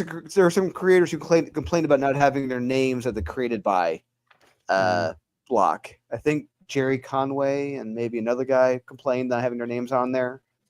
I forget who they were exactly, but yeah. Yeah, so it doesn't look like it's too. It doesn't look like it's pixelated, but I agree. There may be like a film over it or something, or maybe just the transfer Yeah, wasn't. because if you look, Max, Yeah. it doesn't look nearly as clear as it does in your computer. Yeah. Oh, 100%. Yeah, I agree with you there. That's so weird. That's such a bummer. Cause like, look at this page, dude. I'm like, my God, the amount of time and intricacy and meticulous attention to detail on everything. I mean, I'm almost wondering if like took him a year to draw this comic because it's so beautiful. Like this, like you said, Drew, the story's fine. It's meh, it's like okay. Yeah. I Oh yeah, honestly, art is spectacular. but yeah, the art is spectacular. Like masterclass level artwork, really. Mhm. But I think what hurts this so much is the fact that one, the story is fairly fine, but if this were coming out monthly, even every 2 months, I'd give it a pass. But you cannot go 5, 6, 7 months, a year, because I've completely forgotten what issue 2 is about. You know what I mean? So I Yeah. don't know who any of these characters are. I forgot about this whole premise or plot line. Like I was like, who's that? Oh yeah, that's the wait, who's that again? So it's really tough to get back into it because it ruins kind of the momentum and the goodwill that it's built up. But dude, this artwork, I mean, I haven't seen something like this in a comic book since I don't know, Roberto De La Torre stuff. So I don't know.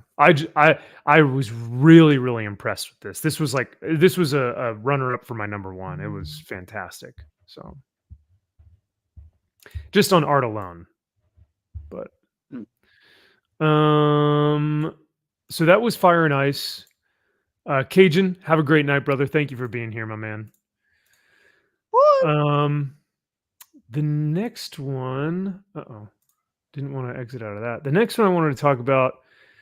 Whoo boy. Oh man. I hated this one too.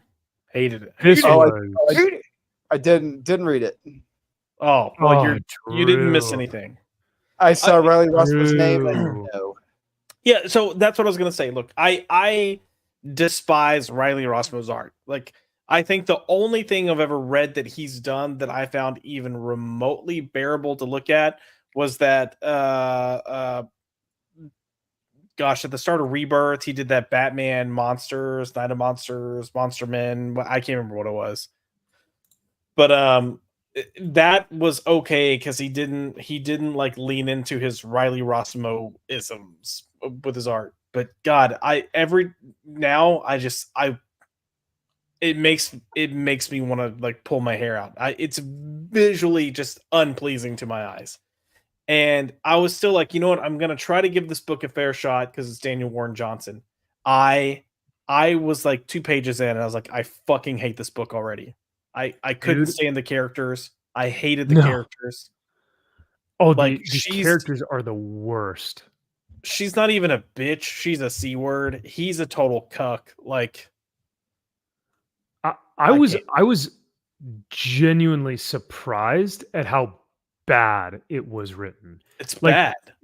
Like Daniel Warren Johnson is not a writer at first, right? But this was like, here it is. This came out this week. And people are just sucking this book off, obviously, because it's Daniel Warren Johnson and Riley Rossmo, and these people just love the two of them.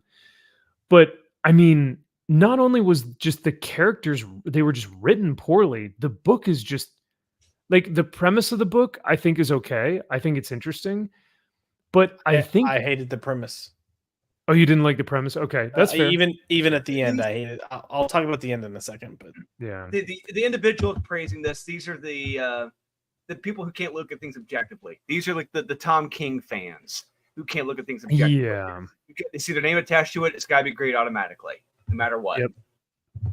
So I have to read this because I don't know if chat will fully comprehend how, like because we always talk about the stereotypes here on this channel about how men are just completely demoralized and cucked and are complete like wimps and cowards and pussies and like just get trampled on by the strong female women, the like insufferable c-worded female strong character or whatever.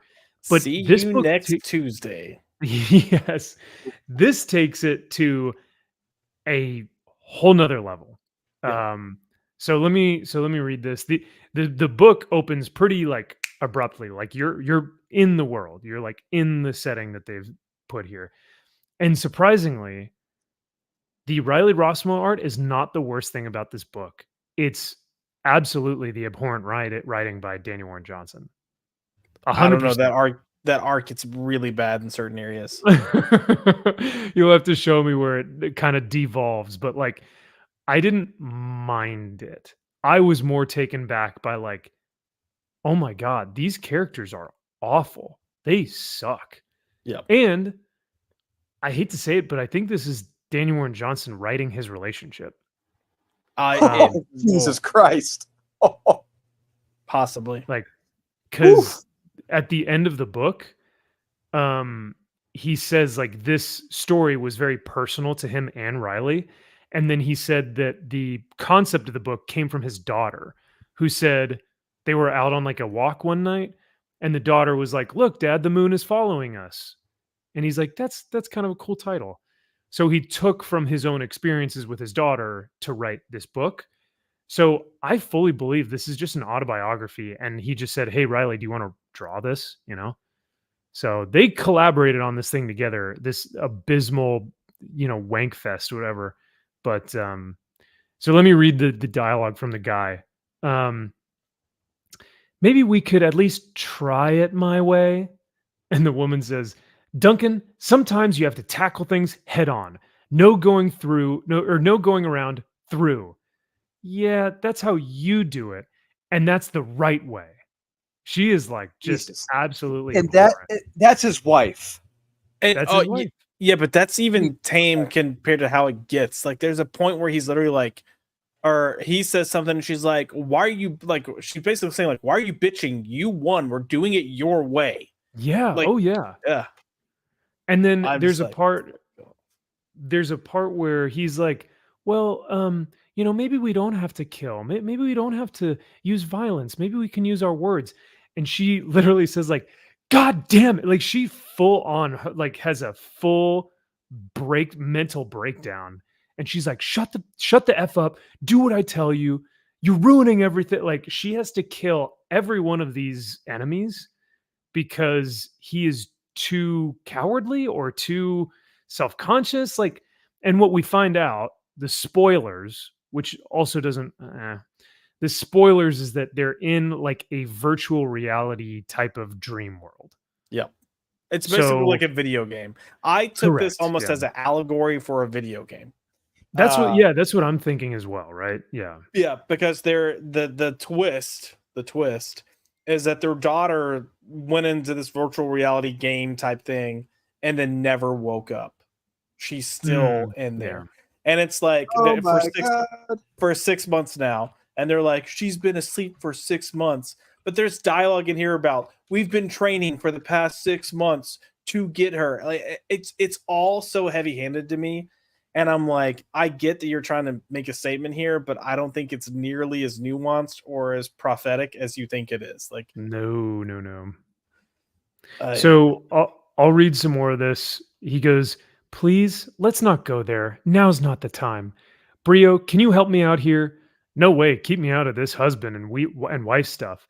Fine. You want to sneak? Let's try it your way. And he goes, thank you. She goes, thanks for the escort here. Sure thing. I'll be waiting at the rendezvous point. Might need pickup. Please, it's me. I'll be ready. The frog guy's cool. I like the frog guy. He's fine. Good luck to both of you.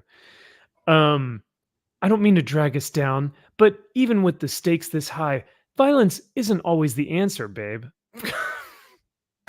Y'all are in a video game world. Come on. Yeah, this is where she says, no, go back up. Jesus, done. We're doing it your way. You won't. You won. Please shut up. Yeah, dude. And he's like, I just Awful. mean I don't want to Reminder. lose my. Just a reminder, that's his wife. Yeah. This is like, they're a married couple. Yeah. But Drew, it does not stop. Like it just keeps going page after page after page after page. And you got him here. He's like, I just mean I don't want to lose myself. While getting to Penny. And she's like, so what if we lose our daughter? So what if we lose ourselves? Which I understand his point here because she's like, I'll die if I have to trying to get my daughter. And he's like, yeah, but if you die, we can't get our daughter. So like, exactly. Stop being a woman. If this is true, and that husband is Daniel Warren Johnson, more or less, this is fucking sad. I feel 100%. Yeah. Or Riley. I don't know if Riley's married, but like either one of them, if this is how they view their relationship, like this is pathetic, man. If this is how Daniel Warren Johnson, and look, if we're way out of line, I apologize. But he did reference things that made it seem like this is kind of pulling from reality. And we've seen writers do this all the time. But if this is how his relationship is with his wife, I want to be like, go back to the fucking military, grow a pair of balls again, and then come back and take care of your marriage. Dude, like Yeah, he needs something to like boost his testosterone And get out of his Southern California. well, he's in Chicago, so even Okay, worse, never mind. but, Then get out of Look at Chicago. that, It's just look as at that bad. fucking face. Look at that guy's face. Oh, it's That- pathetic. It's Jesus. he's like, "Oh, well, I Our just hero, mean ladies and I don't gentlemen. wanna." Yeah. And she's like, constantly, she's just telling him to shut up or stop being him, or just it's so like why. And here's what I find fascinating is that people love this. Like people are reading this and they're like, I love these characters, or like I'm so fascinated by their relationship. And I'm like, who thinks that this is a healthy relationship? But look, I was gonna say, but look at the state of today. Look how people view relationships. Yeah. Look at all the people that go on whatever podcast. Look at how they view relationships. Look at how they view men. Look at how they view how women should be able to act and speak to men. Like this really isn't that big of a surprise. It's just really shitty. It's healthy to the mentally ill. Yeah. Oh, to the mentally ill, absolutely. She goes, I knew sneaking was bad. And then she goes, look out, and saves him from whatever. She goes, baby, get your head in the game. Move. And he's like, working on it. Duncan. You got And they're 5 like trying to minutes. fight all these things. Where's the next one? It just keeps on going. You both are sure about this? It's going to cost you. Yes, we talked about it for a long time. Will it hurt? He goes, will it hurt? Duncan, come on. It's not pain, really. It's more of a taxing on the mind and body. It's a heaviness that does not lift. We know what it's for, and it's worth it. Anything for Penny. Even if it hurts. He goes, come on, honey. I only wanted to know. You're ready, right? To give it all up? I'm here, aren't I? No, I need more than that. I need you all in. Sickness, health, rich or poor, the whole deal here. And then he's like, all right, she's my daughter too, Samantha. So the whole time she's just like, get your head in the game, stop being a pussy, actually like, man up. She is the man in this relationship, but it's not even that. It's like, she's not even the man. She's just an insufferable. See you next Tuesday. Like, if this were a man, I'd be like, this guy sucks. I hate him. Like if the roles were reversed and it was a man going like, get your head in the effing game, babe. Like, you need to be here for our daughter. Like, I'd be like, dude, you need to actually love and motivate your wife in this situation. Right? Like, I don't know. I just feel like this whole thing is these deplorable characters are people we're supposed to root for. Yep.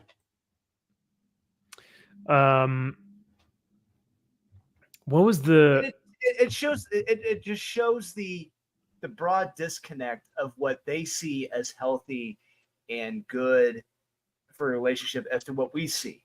Like they see this as heroic and appear in a good relationship. We see this as pathetic and not even a relationship. Yeah. I felt like all this looked like shit. But yeah, this looks bad.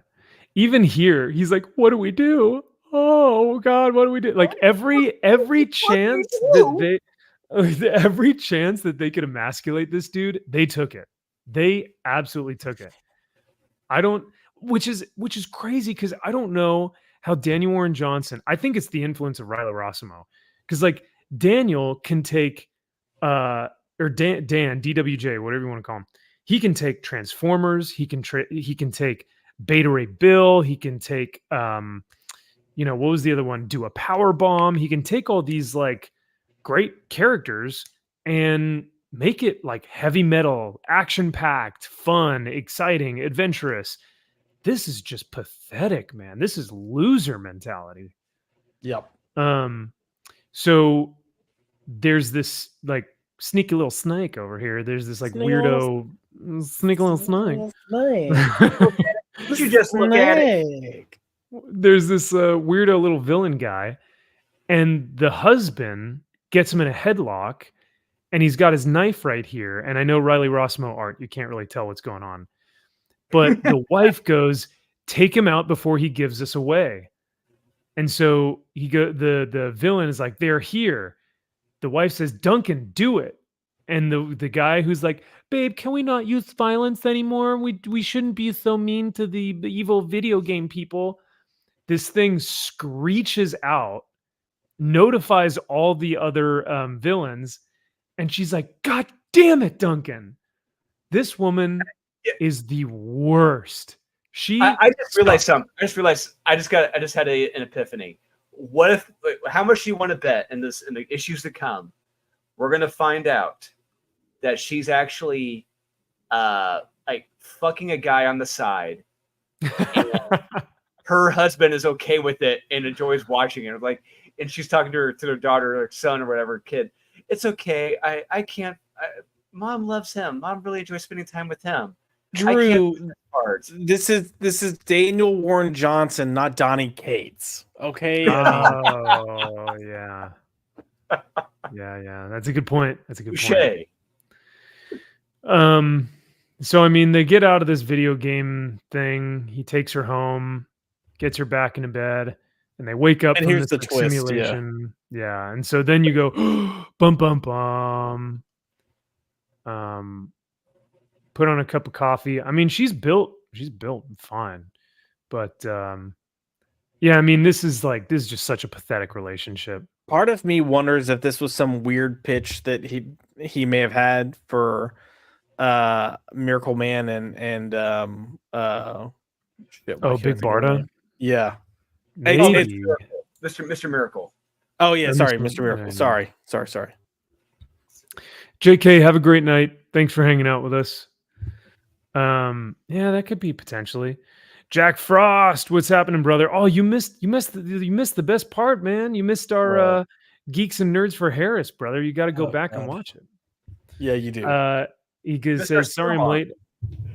Yeah. Did I miss anything good? You missed it all. You missed it all. Zax, my man, Zax. What is going on? Going up on a Tuesday. Good to see you, man. He says, I'm reading Unholy Nightmare #1. Highly recommend. Let's go. Awesome. Thanks, man. Thank you. And yeah, everyone, if you're in the chat, check your email, check your junk box, because PDFs went out to everyone. If you backed it, if PDFs are out. Hell yeah. If you have trouble checking your junk, I will help you. your junk mail. Oh yeah, your junk mail. Oh, junk mail. Oh, yeah, you're on your own. Oh. All right, Drew. I know I only got you for a little bit longer here, so I will let you pick the next comic. We can either do something from this week or from last week. What would you like to go out on a high note, on a low note? What do you want to cover before you head out? Okay, well, I will say let's go ahead and focus on. God damn, because there's some good stuff last week.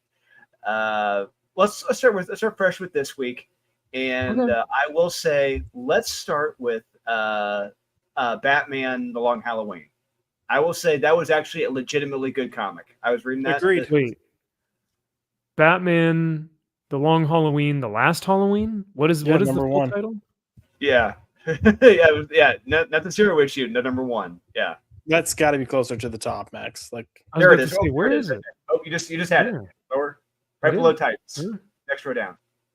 Oh, Next row right down. below Titans. Oh, hold on. Yep. There it is. oh, yeah. I did not get a chance to read this. I just thought I What? saw Batman: The Long Halloween, The Last Halloween, and I was like, nah, I'm good. Oh man, you're missing out. It was a very, very fun read. Really? Yeah, Okay. I agree. Go ahead, Drew. Yeah, I mean, going into this before I opened it, I mean, you see that Tim Sale art, and it's just like, yeah, I realize, well, shit, Tim Sale was the other half of the Batman books with Jeff Loeb. It's like, what can Eduardo Risso do? I already know he's a great artist, but let's see if he can kind of do his own thing, but also kind of homaging Tim Sale, and he does a great job here, kind of doing his own style, but doing a little bit of Tim Sale in it, and it looks really damn good. It looks really solid. And I love how he illustrates Robin, he draws Batman, Two-Face, Solomon Grundy. All looks great. The mystery in this is interesting. What happens at the end of this gets even more interesting. I love the dialogue with Robin and Batman. I love how Batman's like, oh, things used to be so much easier. Back then it was just me. And it's pretty funny. But yeah, there's some good stuff here. This is actually a lot of fun, and I'm very curious to see where it goes to next. Agreed. I don't think it's as sharp as The Long Halloween, but in no way is that me saying it's not good. I thought this was really good. This is the closest thing to an actual Batman comic I feel like we've gotten in like 4 years. Wow. Damn. Yeah. Like it's nice. It's refreshing. It's nice to see Batman acting like Batman. It's nice to see these villains acting like themselves. Catwoman feels like Catwoman. Two-Face feels like Two-Face. Like and they're all there briefly. But yeah, Drew's right. Especially when you get to the end, they're like, this is how you craft an issue, even like story structure wise. Like it goes through, and at first it feels like it's a little slow because it's just kind of doing the okay, in case you forgot and kind of remember, it's kind of peppering the pieces back together for you. And then it starts really getting into the story for the second half. And you've got interesting stuff going on with Catwoman that's kind of like, okay, what just happened? And then, especially at the end, there's another character where something happens. You're like, whoa, where are we going with this? So, yeah, agreed. The James Gordon stuff in it, the Commissioner Gordon stuff is really damn good. You really feel for him and his situation, and you understand just where he's coming from. I love it.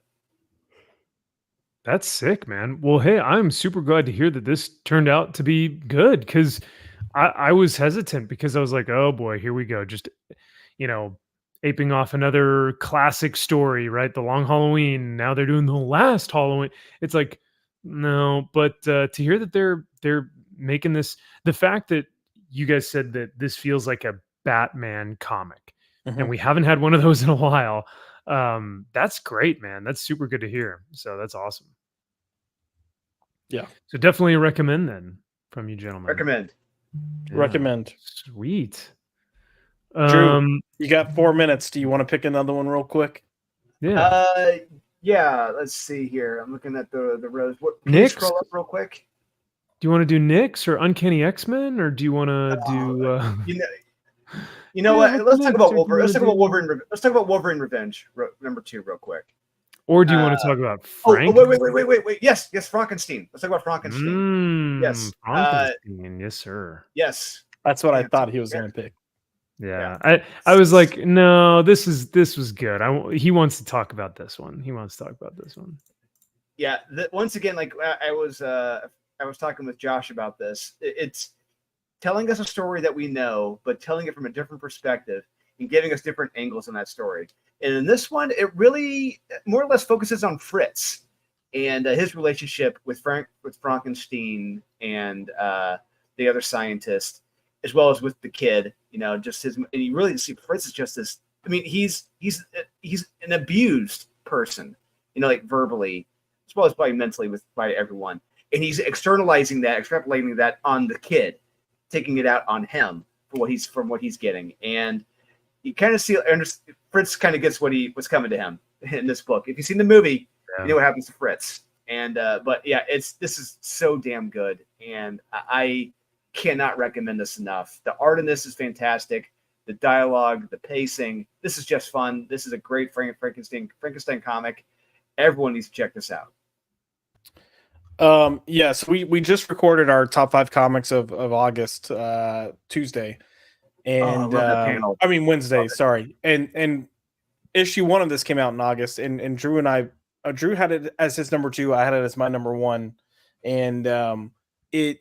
To be fair, my top 5 are new comics. His are overall comics, but that should tell you something that he's got it as his number 2 overall comic. I had it as the number 1 debut for the month of August.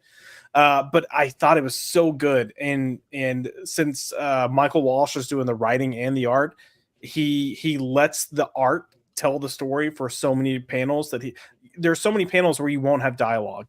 And it's just refreshing to see that.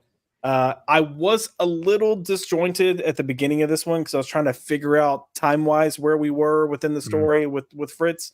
But that's like a very small nitpick, because once you start getting into the stuff, especially towards the end, it gets into some really interesting stuff.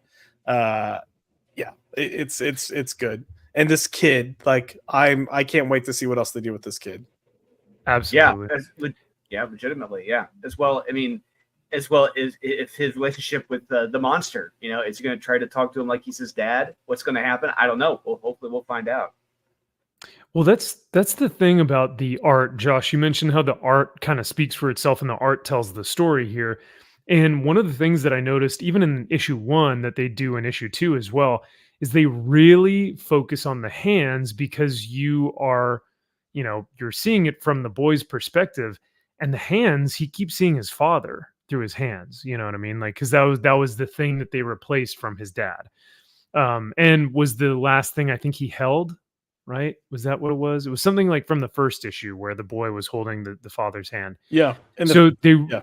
yeah, they really emphasize that in a lot of these panels, and so you can just see like the terror and the fear in his eyes. But this is really great, man, and it's not like they don't need to reinvent the wheel here. They're not like saying some profound, crazy stuff.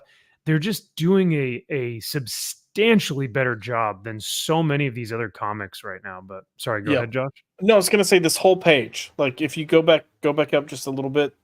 Mm-hmm. So this whole page, it's like no dialogue right here, but Yeah. it's telling the story in the pacing of when you're reading this. Like you full on know what's going on, and then you have that one little dialogue bubble where he hears a noise and is like, hmm. Mhm. But yeah, like it's just effective storytelling.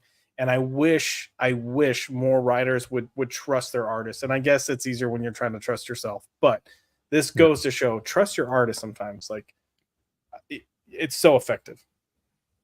I wonder if writers feel that they are like, well, I'm getting paid to write, so I have to write word bubbles on all of these panels, right? Or like I have to, like, I wonder if they feel like they're like, I have to produce something that's like a novel to put on the pages, when it's like, no, you can guide the illustrator, I don't know. What do you think? It just depends. So you get a couple of different things. You get writers that are like Grant Morrison, that the vision he has is so hyper detailed and you need those details that he's literally writing like pages just to describe what visually is going to be there. And even sometimes he's drawing out like what it's going to look like.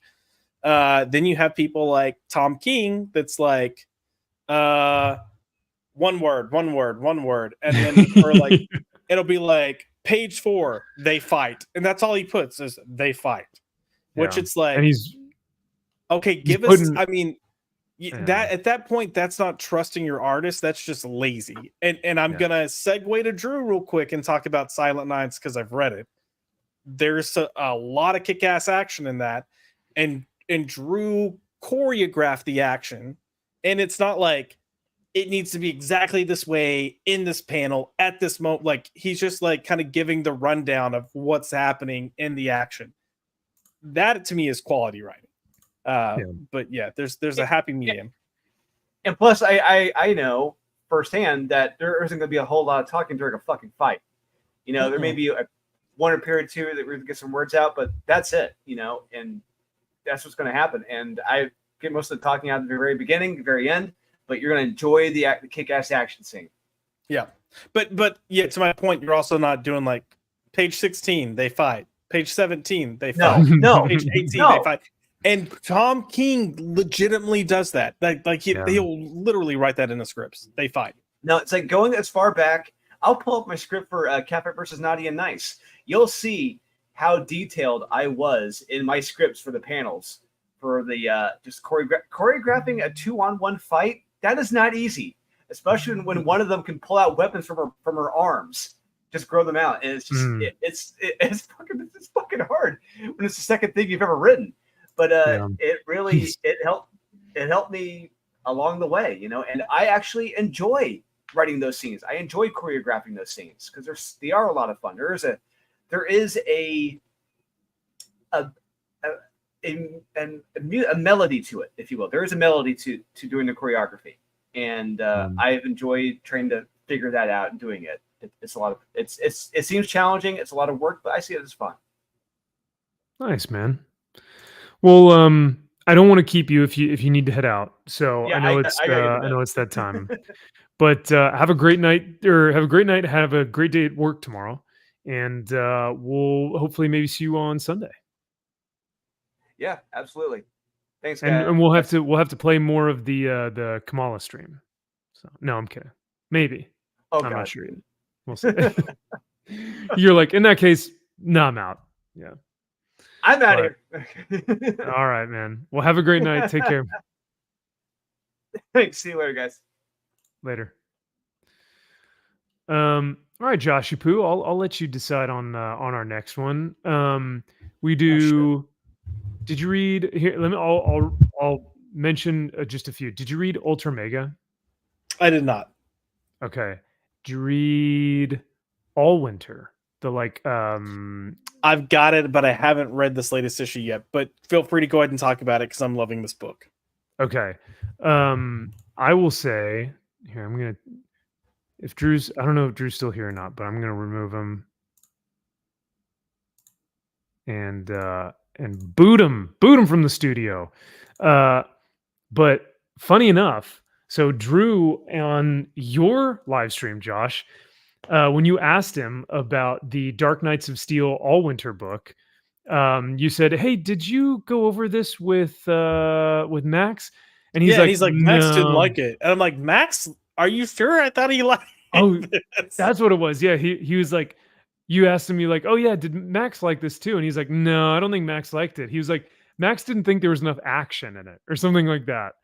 And I was like, MFer. So I went back and rewatched that stream and was like, absolutely not. I 100% said I loved this book. Right. It was amazing. But Drew was like, no, he didn't like it, but Wes liked it. I was just like, okay.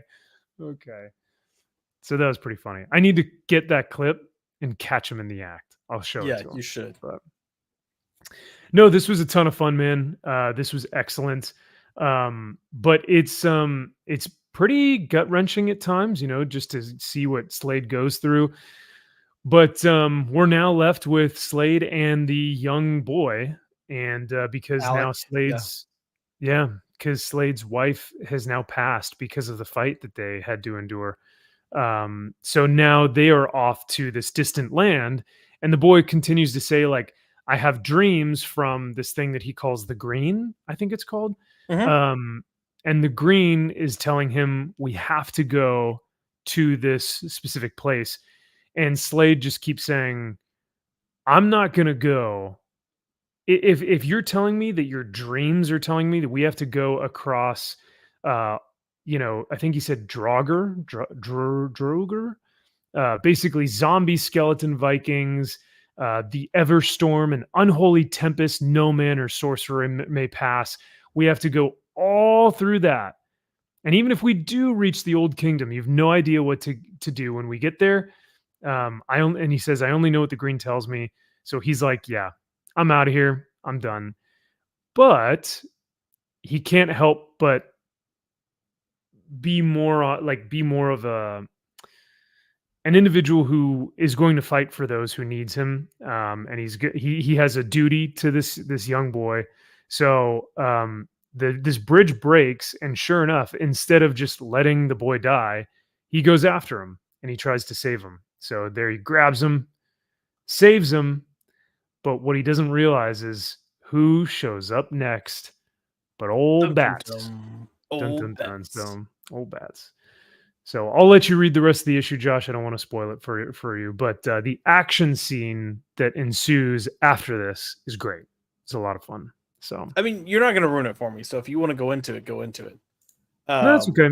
Because I also don't want to ruin it for the chat. Because I genuinely would recommend this All Winter book to everyone. It's very good. That panel's so beautiful. I know. I love this. I'm not calling you out, but you do know who Alec is, right? Oh no, I don't. Oh, okay. Alec Holland is Swamp Thing.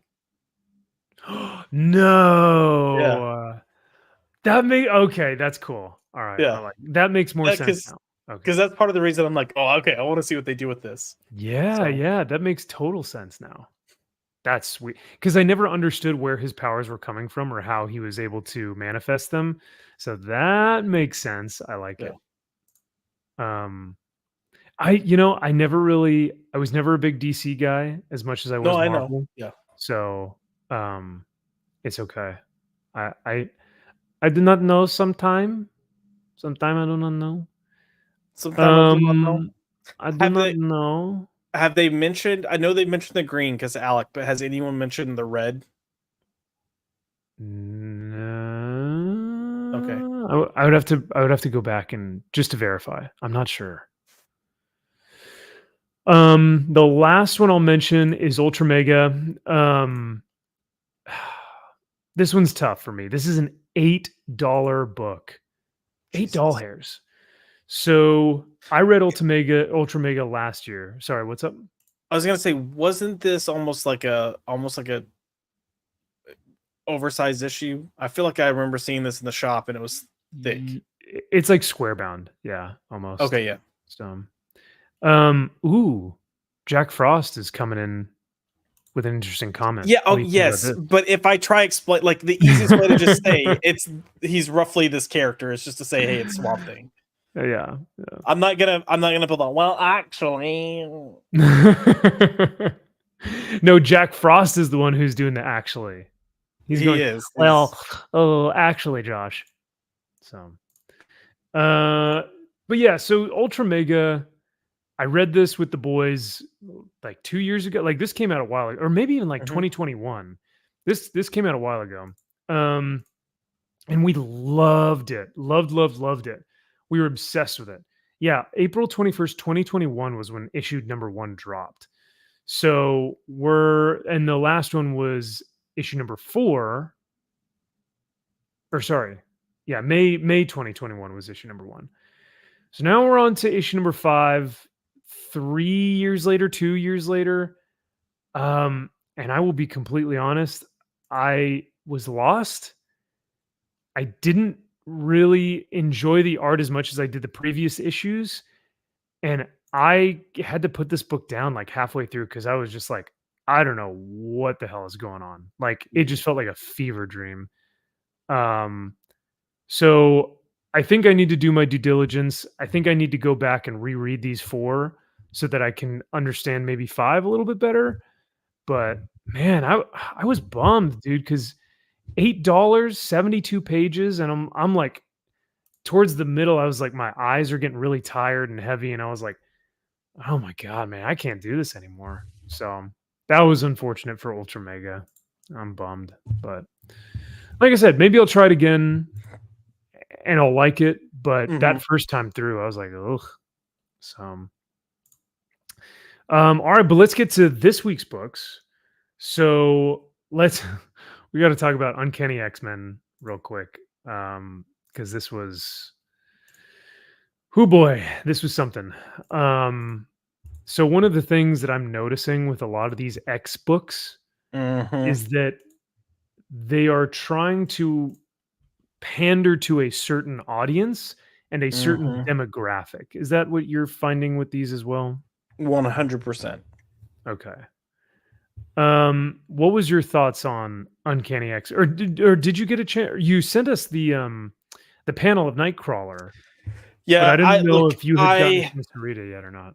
I will sit down and fully read issue number 1s. And look, I will admittedly say I thought Uncanny X-Men number 1 was probably the best of the X-Men books, even though I thought it was just mediocre. But man, I read number 2 and I was like, fuck this shit. Yeah.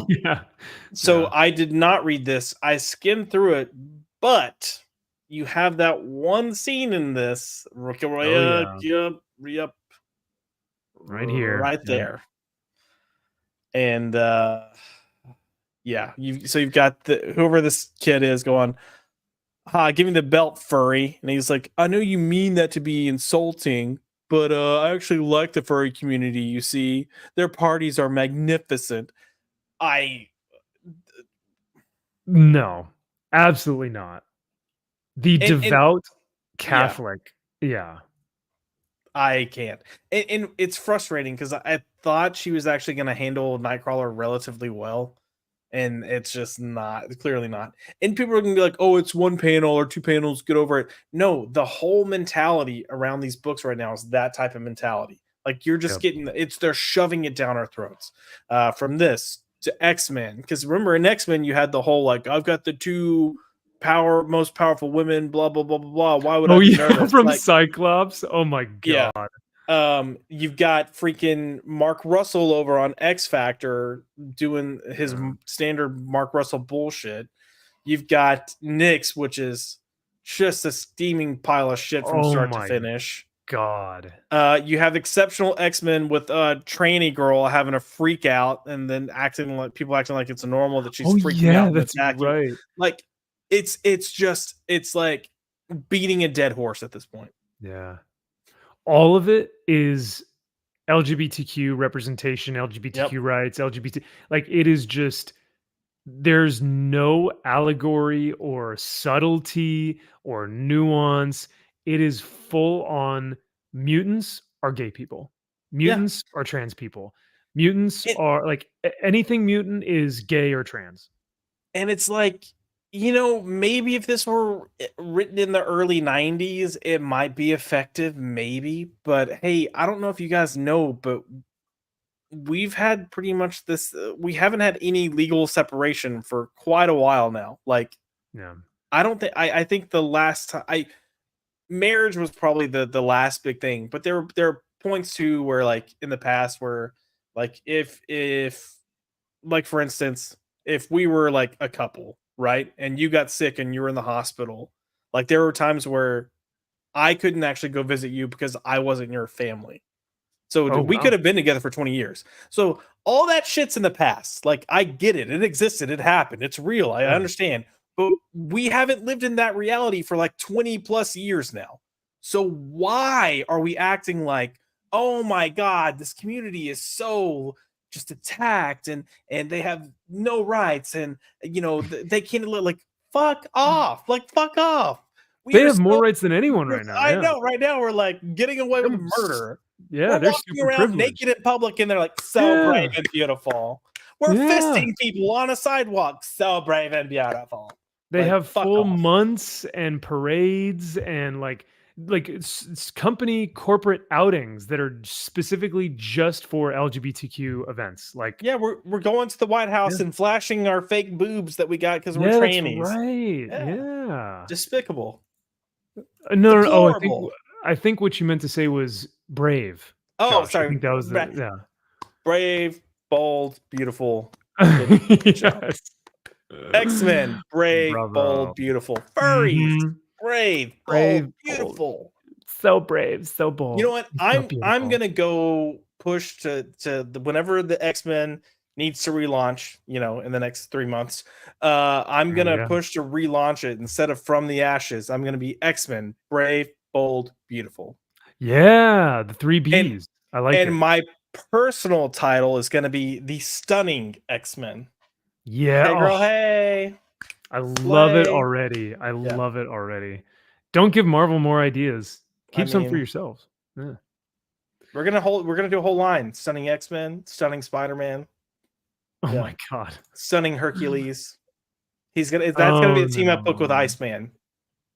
If you Of remember that course. cover. Yeah, of course. Well, didn't they say that like Iceman was Hercules' bottom or something? I don't know. I don't even know. It was They were just it was just shipping like crazy. Yeah, I hated it. But yeah, no, X-Men has completely turned into, hey, do you guys not want to see Nightcrawler and Rogue and Gambit and Wolverine? Yeah. But do you really want to see all those other characters that you don't care anything about? The Zoomers who Gosh, in 95. 95. Why? 95? What do you mean? Like the who liked it? 95% of the people liked it. Oh yeah, no, asinine, dude. Just a total brain rot. Total. What are some well, of the this, what are I was you gonna say, wanna what are read some of the people comments? Yeah. I want to like this book. I really do, but sometimes it just feels hard. Dude, you gave it a 4 stars. See, these are people who have mental issues. They don't actually even know how to review or grade a book. These are just random normies that are just like, I like X-Men. X-Men is brave and fun and good and joy, because joy. Sad to say, I wasn't really feeling this one. Still gave it a 3 star. The only kid that doesn't actively annoy me is Jitter. Jitter's the one that annoys everyone. Who's actually really cool? Absolutely not. Horse Girl, Black Hole Spot, and Death Boy are all just irksome to me. Rogue talks about how tough their lives have been and how the world was their danger room, but I'm struggling to care, quite frankly. That's a good point. But he still gave it 3 stars. What the hell? Yeah. This was better issue than the last one. No, not. Still what? But it still wasn't that great. 3.5, 4 stars. Yeah, This is crazy. Let's see what some critics are saying. So comicbook.com put Uncanny X-Men feels like the must-read book of the Marvel Mutant line, and that fact might just continue for issues to come if history is any indication. Fuck off. Oof. Oof. We've got overall Uncanny X-Men number 3 is a solid installment in the series. It continues to build upon the strong foundation established in the previous issues, offering a compelling blend of character drama, action, and mystery. Fans of X-Men will appreciate the exploration of the mutant world and the introduction of new characters with unique powers and personalities. Max, do you like the unique powers and personalities of these new characters? I hate them all, and I'm an X-Men fan. Oh, well, well, yeah, because I was going to say the Comic Book Dispatch disagrees with you. Well, the Comic Book Dispatch can dispatch these nuts. I don't know. Yeah, dispatch these nuts. Jack says that sounds brat. Hell yeah. So brat. So brat. Oh yeah, it's absolute shipping fanfic, like, Reddit posts. It's awful. It's terrible. Gail Simone, who's like 60, writes like she's trying to be 21. She's like, aren't I cool? Like Gen Zer? I get it, guys. We're the same. And her dialogue for these young kids is just awful. Oh yeah, this girl, she paralyzes one of her bullies. That's fun. But yeah, I think the Comic Book D's Nuts or whatever the review site that you just mentioned, they said like X-Men fans will love these new characters, and I'm like, excuse me, I am an X-Men fan, and I do not, in fact, love these characters. No. So. Hell, you've got Grace Randolph of all people being like, the comics suck right now. The X-Men comics especially are bad. Grace Randolph. So yeah, no, that's brutal. You know. Oh, well, let's take a look at let's get a palate cleanser. Let's take a look at something good. Let's look at our main man, Conan. Dun. Barbarian. Now, I can't show a good portion of this issue because it's a lot of Why not, Max? Max? Oh, well. I mean, I could, but I might get demonetized. But I can show crazy good art by Doug Braithwaite. So, yeah, the Braithwaite art, like, it's almost getting better. Okay, so that's literally what I was about to ask you. So Drew and I talked about this on Wednesday night about how, like, the first 4 issues he did, or however many it was, like, they weren't bad, they were fine. But it just felt like something wasn't like completely clicking. And here, it just, I don't know if he studied Roberto De La Torre or what, but it seems just a little grittier, a little more God, I can't think of the word, visceral than so. Well, because it was almost a little too clean in the first issues. I was just about to say, I was going to mention your stream because you talked about it on Wednesday, and I think the term you used specifically was it was a little too clean, and I 100% agreed with that sentiment, because when you look at how he's doing these fight scenes, and when you look at how he's doing this new run of issues, it just feels like raw, like it just feels more lived in. It feels like, I don't know, just things are more like you said, gritty, more visceral. There's I can't put my finger on it, but there's a gnarled look to a lot of this stuff now. It just feels natural. Like it feels very, like I said, lived in and worked through. So yeah, man, I'm loving this series. I love how the Frost Giant's daughter kind of lures Conan into this being, and this is the interesting part is that Conan is this like absolute, and the art, yeah, the art is beautiful, but Conan is this like next level high testosterone dude who's going to take any woman, right? He doesn't care. He'll just take her into the back and do whatever with her. But with this woman, he like recognizes her godhood. And I thought it was really interesting the juxtaposition between like how we normally see Conan and how we see Conan here, where he is like enamored with her beauty. Like he must have her.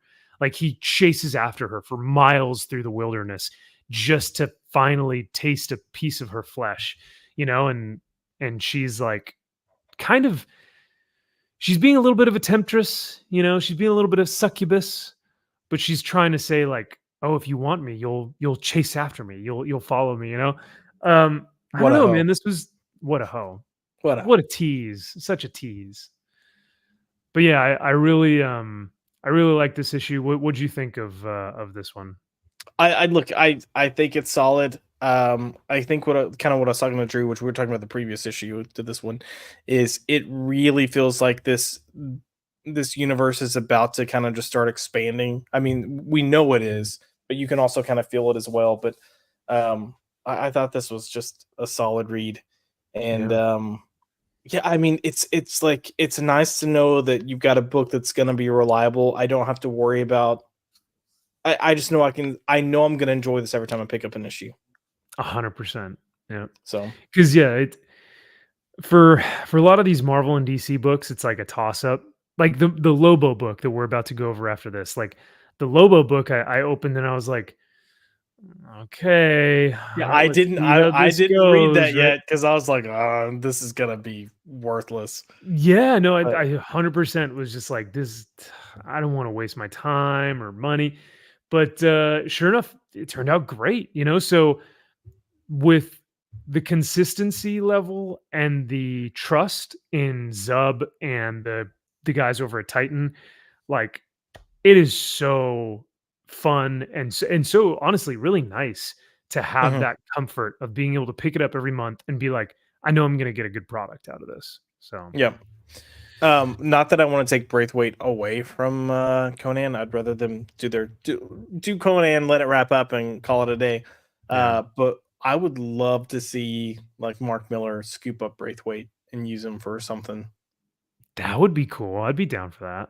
Yeah, I'd rather Braithwaite on Nemesis right now than whoever they have on Nemesis. See, I disagree with you on that one, but ooh, okay, all right. Can you imagine? Yeah, look, I don't mind the art. I like the art on Nemesis right now quite a bit. Can you imagine like Mark Miller and Doug Braithwaite doing like a Wolverine book, like a 12-issue maxi series, just like intense? Oh, like, can you imagine though? Can you imagine? No, my heart. I don't want to imagine because I know it'll never happen. It's like it's too good to be true. Oh, that would be so awesome. That would be. It would be so much fun. I do want to get to there's a Max skipping the boobies. He's gotta skip the boobies. I have to be real careful with the boobies. But I want to get to the Frost Giants because these guys were drawn great. They look badass. Even like the winter setting here was pretty cool. But yeah. These guys look awesome. Yeah. That looks sick. That looks so good, dude. Gosh dang. Yeah. Braithwaite's killing it. And like you said, I think he's getting better because of Roberto De La Torre. Yeah. I don't know. Like they're bringing their best. They're bringing I feel like I just saw something. What did I just see? Boobies? I don't know. Go up a little bit. JJ? Just a little sneak peek. Knockers. What are those? Those are my sandals. Oh my god. Oh god. Is that a Vine? Yeah. From Have Vine you, from have you never Viner? seen it? It's like this girl, she's like a high school age girl, and there's this little kid that's like 3, and she's like, "Oh my god, what are those?" And she points to his feet, and he's like, "Oh, these are my sandals." I do know the "what are those" trend. I Yeah. do know what that is, but I just don't know the sandals reference. So No, that was the original, and then people took the "what are oh, those" from that's that. funny. Yeah. Okay. All right. I know you didn't get a chance to read this one, so I'll be super brief. No. I actually want to because so I look full disclosure. Anything that's coming from DC, I'm already questioning. Anything that's coming Yes. from DC in a one shot, I'm like, oh, this is gonna be bad. And Yeah. then looking at the names, and I'm like, I don't even know who these creators are. I had Mhm. no hope. I had no. What was the one? What was the book that y'all read that was Lobo and Crush? I think doing some. Oh my god. So That was oh my god. Yeah, that's right. I thought this was gonna be that 2.0. So I Yeah. was like, yeah, this is gonna be bad. No, So 100%. So that was yeah, sorry, go ahead. no, I was gonna say, so you referencing that this was actually good at the very beginning of the stream, I was like, Mhm. ah, okay, cool. Yeah. So Kyle Hotz is the artist here, and dude, he crushes it with the art in this. Like this is next level. Like I would love to see him do more of this stuff.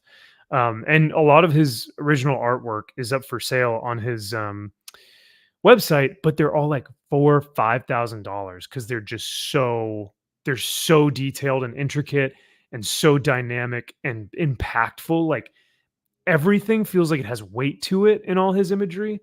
I don't know, man. It's just and it's grotesque and it's just wild. Absolutely wild.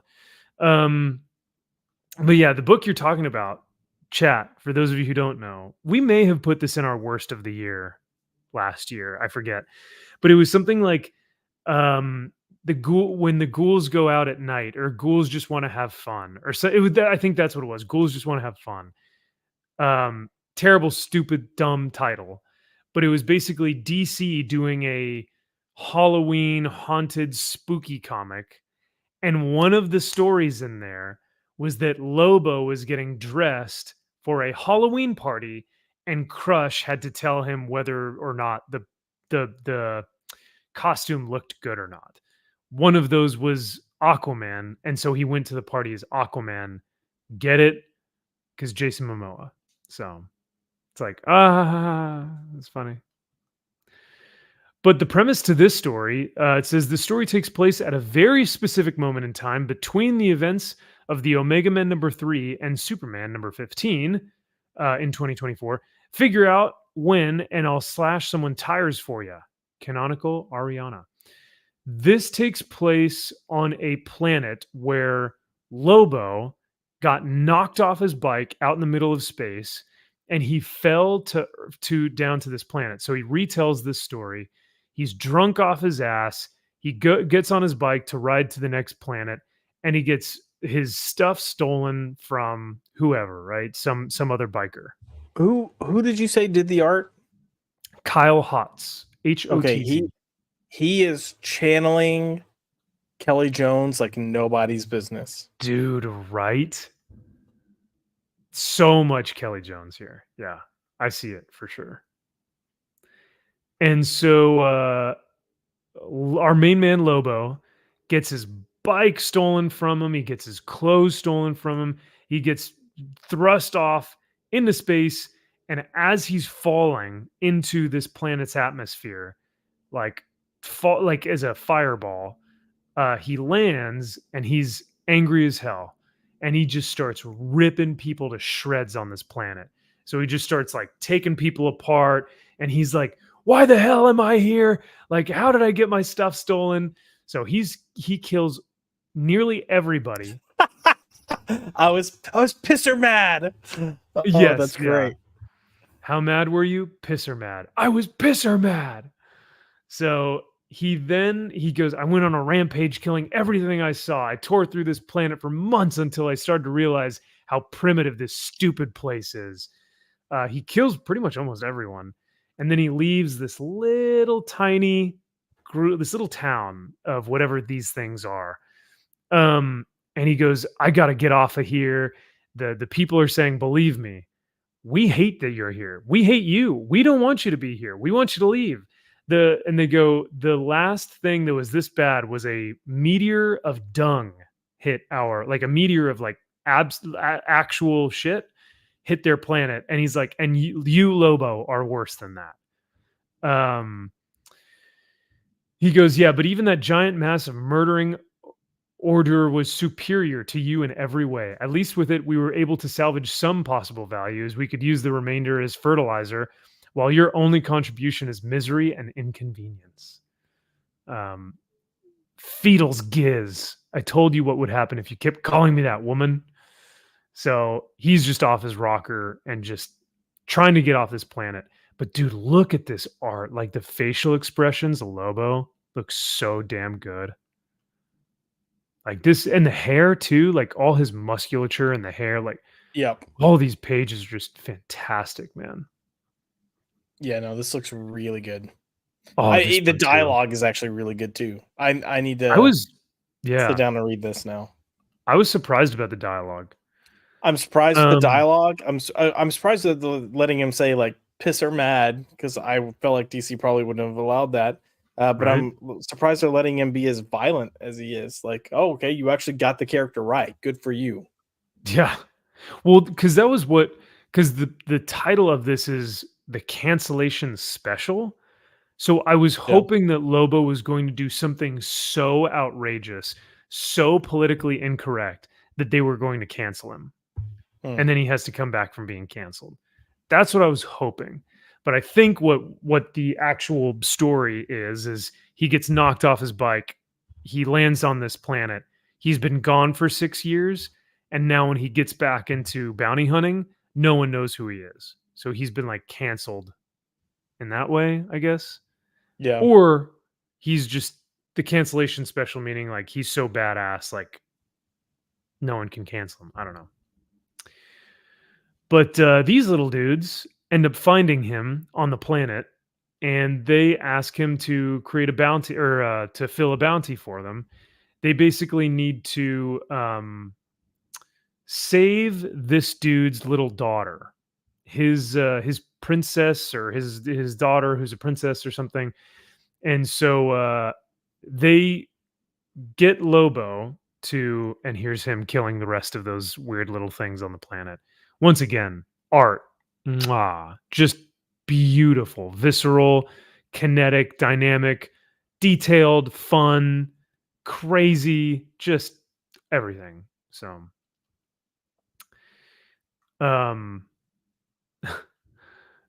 we should take off right now and strand him here for the sake of the galaxy. We should take off. Hey, there's our guy. You know, like they don't realize, like, oh, hey. Yeah.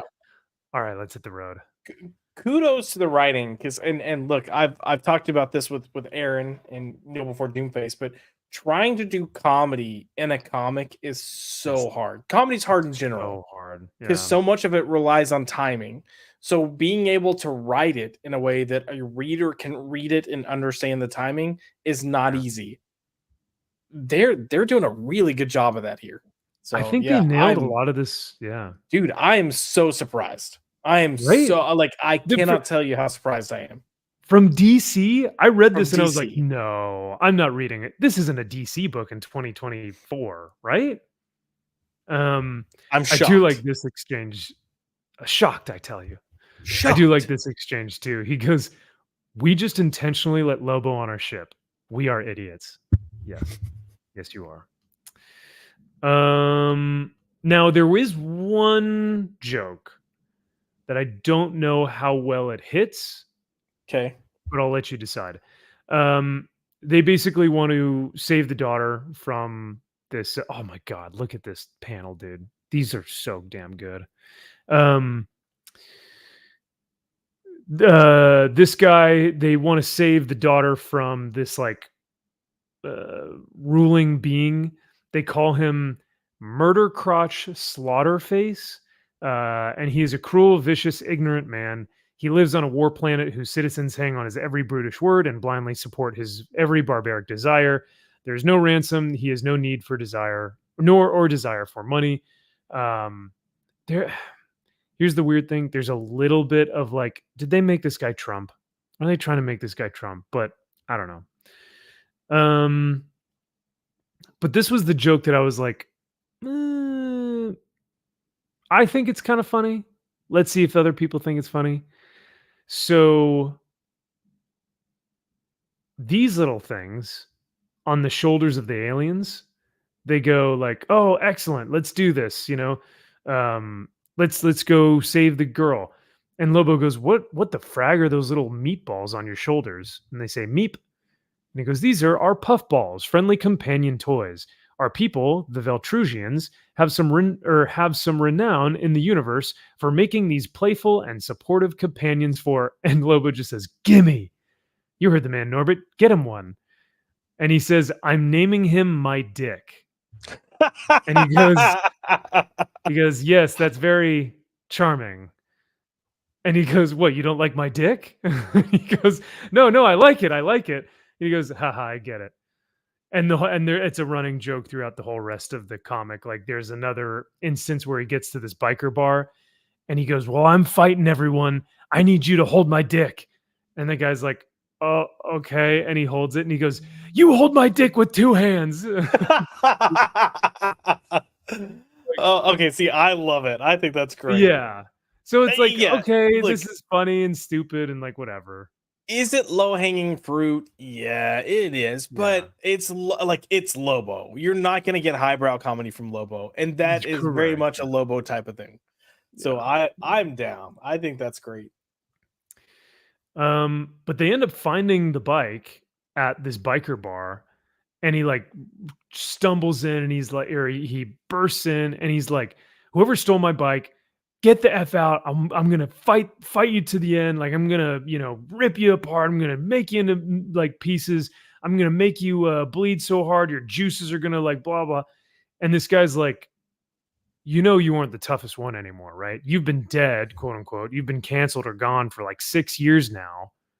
Every one of us in this bar has done more than you, and you're not the big man around campus anymore." So all these guys are kind of talking about their exploits and talking about like what they do. This guy says, "All of my appendages are guns, all of them." And it's true. All of his appendages are guns. That's pretty cool. And then they have a character who's like a online troll, like an online nerd. And Lobo finally, he goes, "Hey, Internet Bart, you seem like the make bad opinions anonymously rather than engage in real fight. I don't need to hold. Gosh, I can't read. So I need you to hold my dick while I beat the living spirit out of everyone in this room until I find out who stole my hog. I don't want my dick getting hurt in this fight. What are you doing? You need both hands to hold my dick." So it's just like, okay, this is funny and stupid. So, but he starts blasting. He just takes all these dudes out. Finally finds the alien that took all his gear, and chaos ensues. And I'll let you guys read from there. He finally gets his stuff back, but it's a fun book. Yeah, no, that looks and really good. Yeah. And then they get to go save the daughter from this like crazy, tyrant, dictator, alien guy or whatever. So I mean, man, I know these you panels look so mentioned good. I know you mentioned Trump, but go back up where he says cheer. Let's remind everyone it was Biden that goes clap. Yeah. Very true. Very true.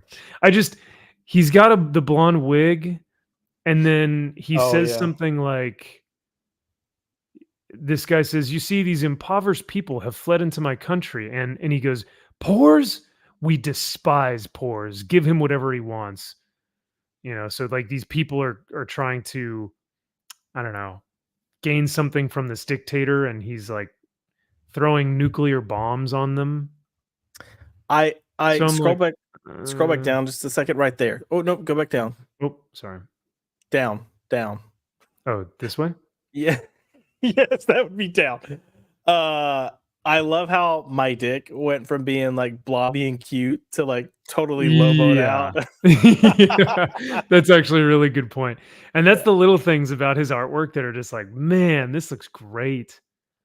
Like from the knee pad, like the skull knee pad to the chains to like the bloody, like gory, just getting ripped out of its socket. And my dick. Yeah. But yeah, once he starts fighting the like tyrant dictator guy, his blonde wig falls off.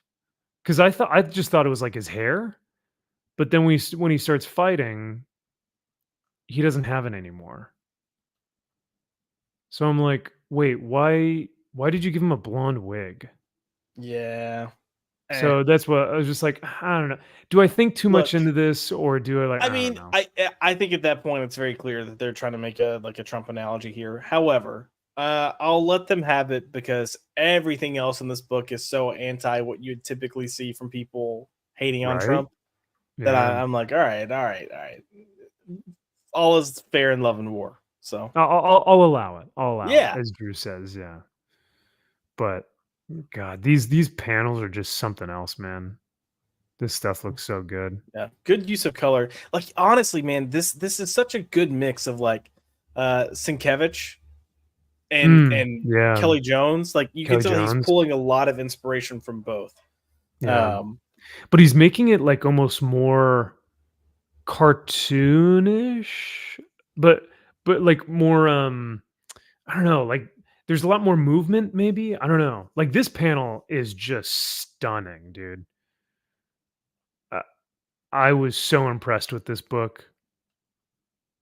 So, I think I got to give it my number 2 of the week. I think Conan was my number 1, but I think Lobo was my number 2, and it's close. Like they could interchangeable. So Sam Keith in there, I could see that. Yep. And Oh the yeah, expressive faces were true. Yeah. yeah. Like you can tell. Like so for me, this whole purple and the like to me that for me screams Kelly Jones. Yeah. Yeah. There's a lot of so much in here that's just interesting. Let's And see. How to do on the sites? and Jack, yeah, I think I was thinking more Sam Keith than Sienkiewicz, and I think that's tired brain kicking in. You're trying to see how Lobo did on the charts? Yeah, like on at least on League of Comic Geeks, they're probably gonna like it. Well, actually, I normally say that whatever they do like or whatever we like is normally the opposite. Yeah. Yep. See, they only give it a 93. Man, this deserves more than that. Like, Wow, I'm not even I seeing would. anything on Comic Book Roundup. Oh, this is because this is this first guy's ever Lobo comic. I read my first ever Lobo comic and it was decent. Didn't enjoy much of the story, and the one-shot format made it feel very rushed. Rushed? This was a long ass book. But I enjoyed learning a new perspective on Lobo and didn't realize how lingual and heroic he can be at times. Okay. Lobo, they'll never make me like you. I don't know why I pulled this, to be honest. And he still gave it a 3.5 stars. If I left that review for something, I'd have it at like a 1 star or 2 star. Yeah. But Lobo, they'll never make me like you. I don't know why I pulled this. Damn. So even the comic reviews are pretty. I mean, every single one of them is super positive, which I get.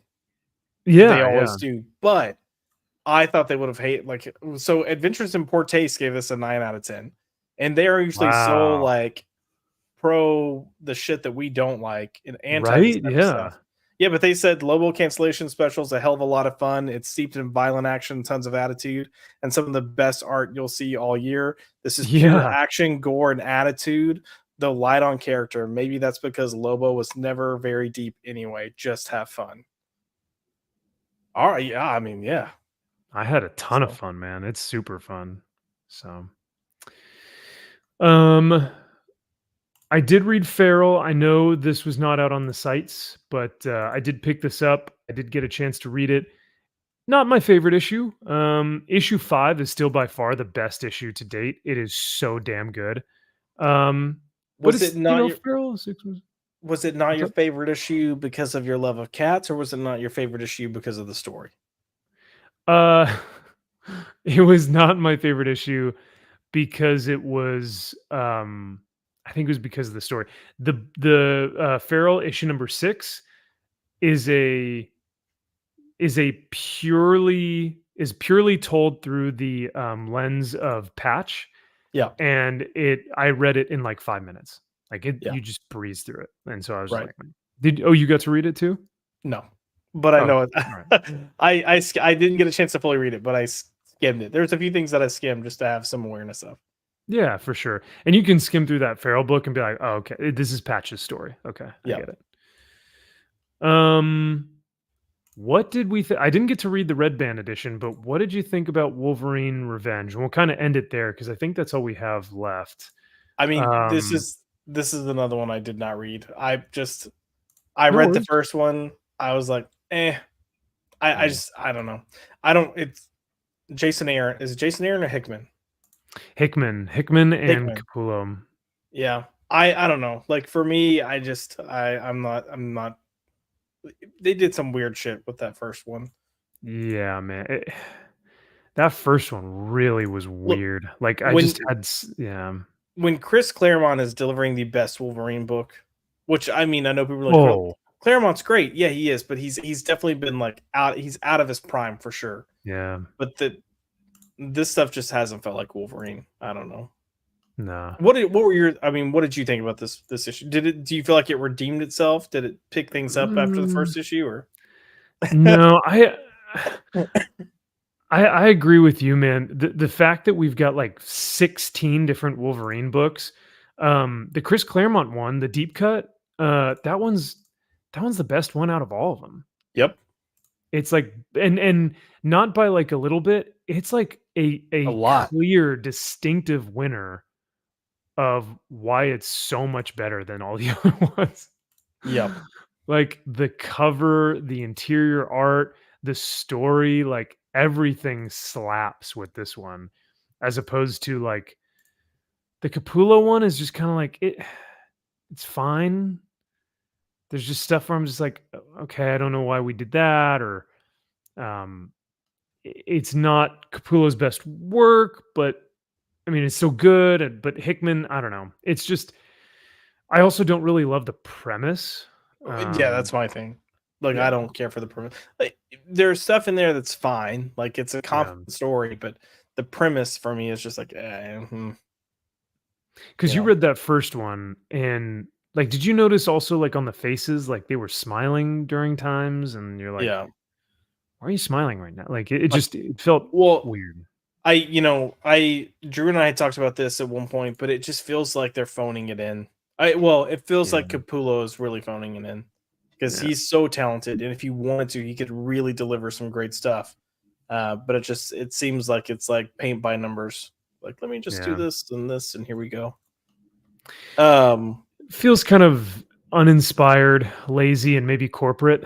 yep, Um, but then like when you look at his stuff when he did that Batman Spawn issue, I don't know if you ever got a chance to read that one, but like, I mean, it's awful. It's a terrible book. It's yeah, not very good, but his art is really good.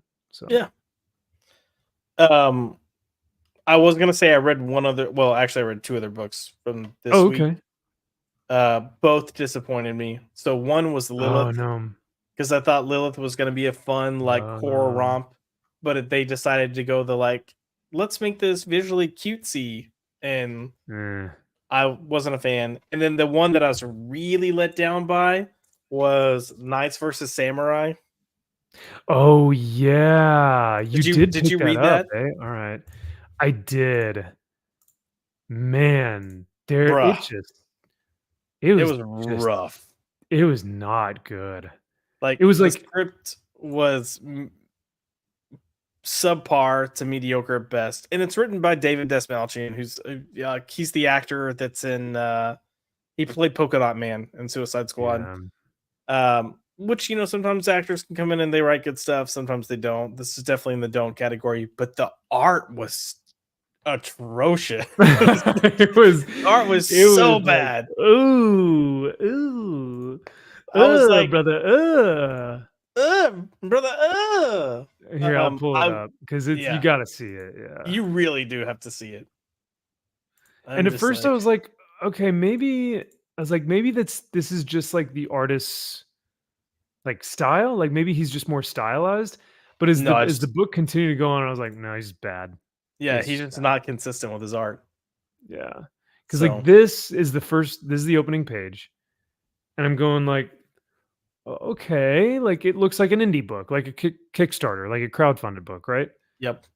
Oh, okay. I was literally looking at this for a second, going, okay, so is that an actual dragon or is that a ship that's supposed to look like a dragon? Oh, like the head of a dragon is on the head of the Yeah. ship or something. Yeah, it's like Well, because if you look at this, go down just a little bit, like this panel right, oh, yeah, right there. So the panel with the shadowed figures, and it almost looks like how a ship's well, not the mast, but I don't know. Yeah. I don't know. I know what you're saying. I'm following. But yeah. Yeah, it's and I think this is some of the better art because like had this facial reaction right here where he says Bennett, like you get a lot of that as you move through, and also like you can't tell this from go back up just a little bit, like go back up just a little bit, right? Yeah. So when he gets the dragons, like whatever that is coming through, I don't know if it's a claw or piece of the wing or whatever the hell that is. But when it stabs through the guy, and this is just like we talk about story structure and like page layout and stuff. So this is the type of thing that you would want to turn the page to and see. Like they have it. That's a good It's point. literally page 2. So if you've got the book, you've got like page 1, and then you turn the page, and it's at the bottom of page 2 right here. So you're like, this is one of those things you want to be able to like turn, and it's like bam. Yeah. That's such a good point. Yeah. No, thank you for mentioning that, Josh. It needs to be maybe not a full splash page, but it does need to have an impact. It does need to have weight. And I think if he were a comic book writer or would know more about comic books, he or the artist would have said, no, this panel needs to be a turn, like it needs to be on the next page. A page to turn, yeah. to. Yeah. I mean, that's something the editor should point out and call to, or at least change it so that even if it's page 2, you have it happen at the beginning. I mean, still.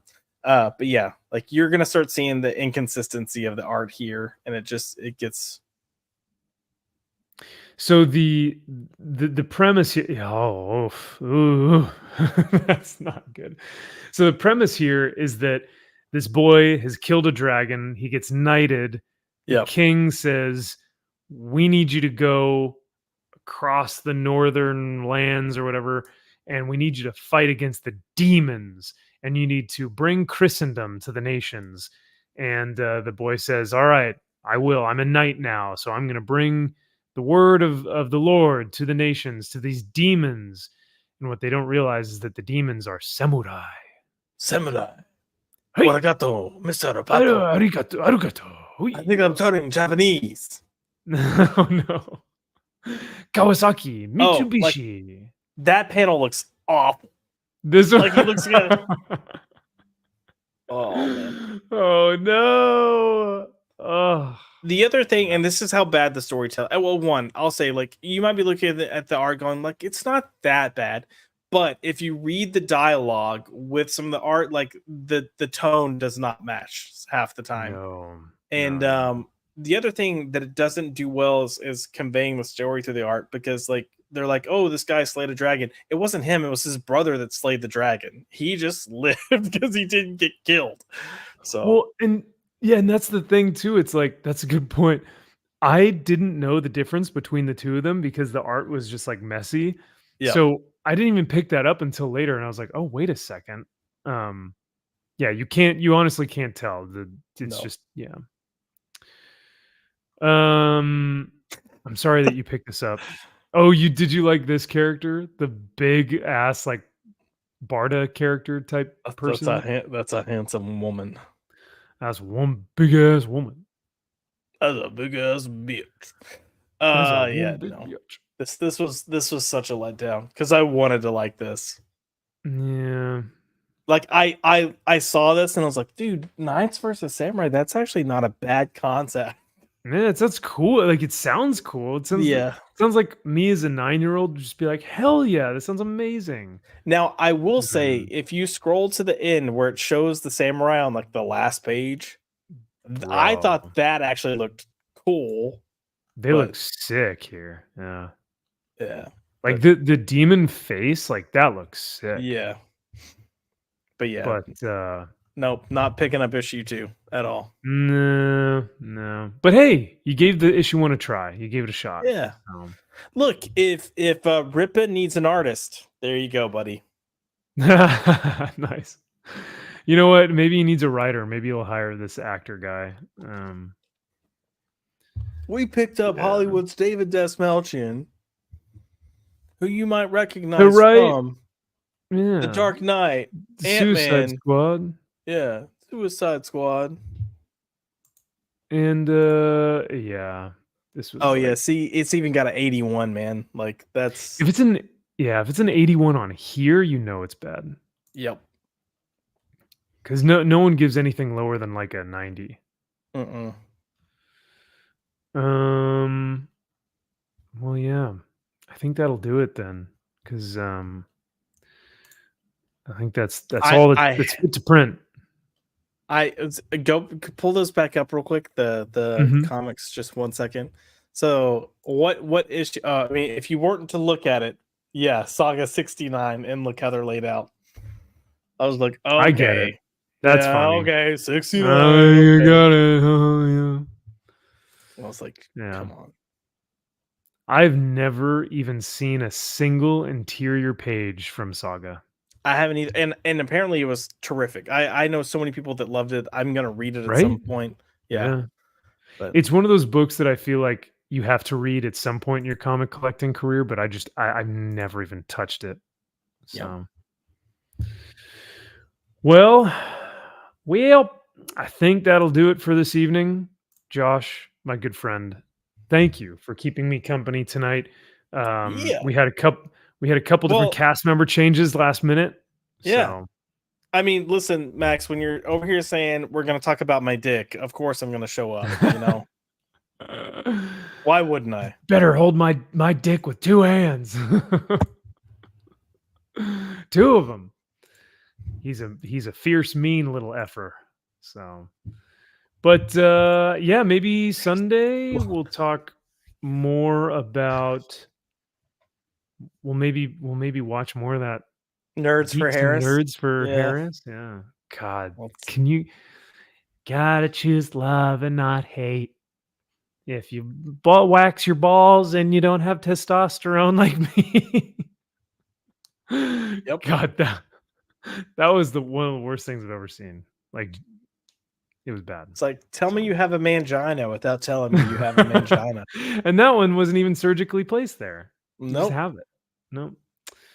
Well, chat, thank you guys so much for hanging out with us this evening. We greatly appreciate the support, the love, and hopefully you guys are enjoying the comic book reviews and the news, because you guys got some CGC news as well as the Nerds for Kamala or whatever it was, which is cringe. Just anyway, it's just, even if like there was a Nerds and Geeks for Trump, I just feel like that premise is cringe in and of itself. But I don't know. Well, okay, time out though, because if you did a Nerds and Geeks for Trump, let's think about who would actually be there. You would have Dean Cain. That'd be cool. Kevin Sorbo, Gina Carano. Gina may go, right? I mean, because has she said that she'll vote for Trump? Yeah, I think she'll vote for him. I think she's pretty much said she's conservative. But Kevin Sorbo, Hercules. Yeah. Like, you would actually have some pretty base people showing up. That's true. But we wouldn't have, we just would have to make sure we don't invite weirdos with ukuleles who sing songs to Trump. No, but our Geeks and Nerds for Trump would be like, talking about the hero's policy. Journey. And, yeah. This is how we protect our people. We close the borders. Yeah. This isn't about hate. This is about creating fair opportunity for everyone. Like, That's how it would come across. Man, now you're making it kind of sound like that would be cool. See? So now I'm like, wait, maybe. But no, I mean, but that's the thing. Who is going to come out and say, yes, I'm voting for Trump within the geek and nerd community? I mean, I'm pretty sure all three of them have made it very clear they lean that. I mean, Kevin Sorbo's blatantly said he's voting for Trump. Dean Kane's blatantly backed Trump. So. I mean, in terms of, because that Geeks and Nerds for Harris campaign was 4 hours long, and they had, I mean, I can't even count the amount of like big time name actors and actresses. So that's why I say, like, other than those three that we know of, Kevin Sorbo, Dean Cain, and Gina, I'm trying to think of who else would be able to hop on there, but you'd be blacklisted. Like I mean, they're already blacklisted, but the comedian, Rob Schneider. Rob Schneider would be on there, right? Oh, Well, yeah. no, he's not really a nerd. I mean, he's nerdy, but yeah. So John Voight, I don't know if we'd want John. Kurt Russell, Gary Sinise. Sinise. That'd be cool.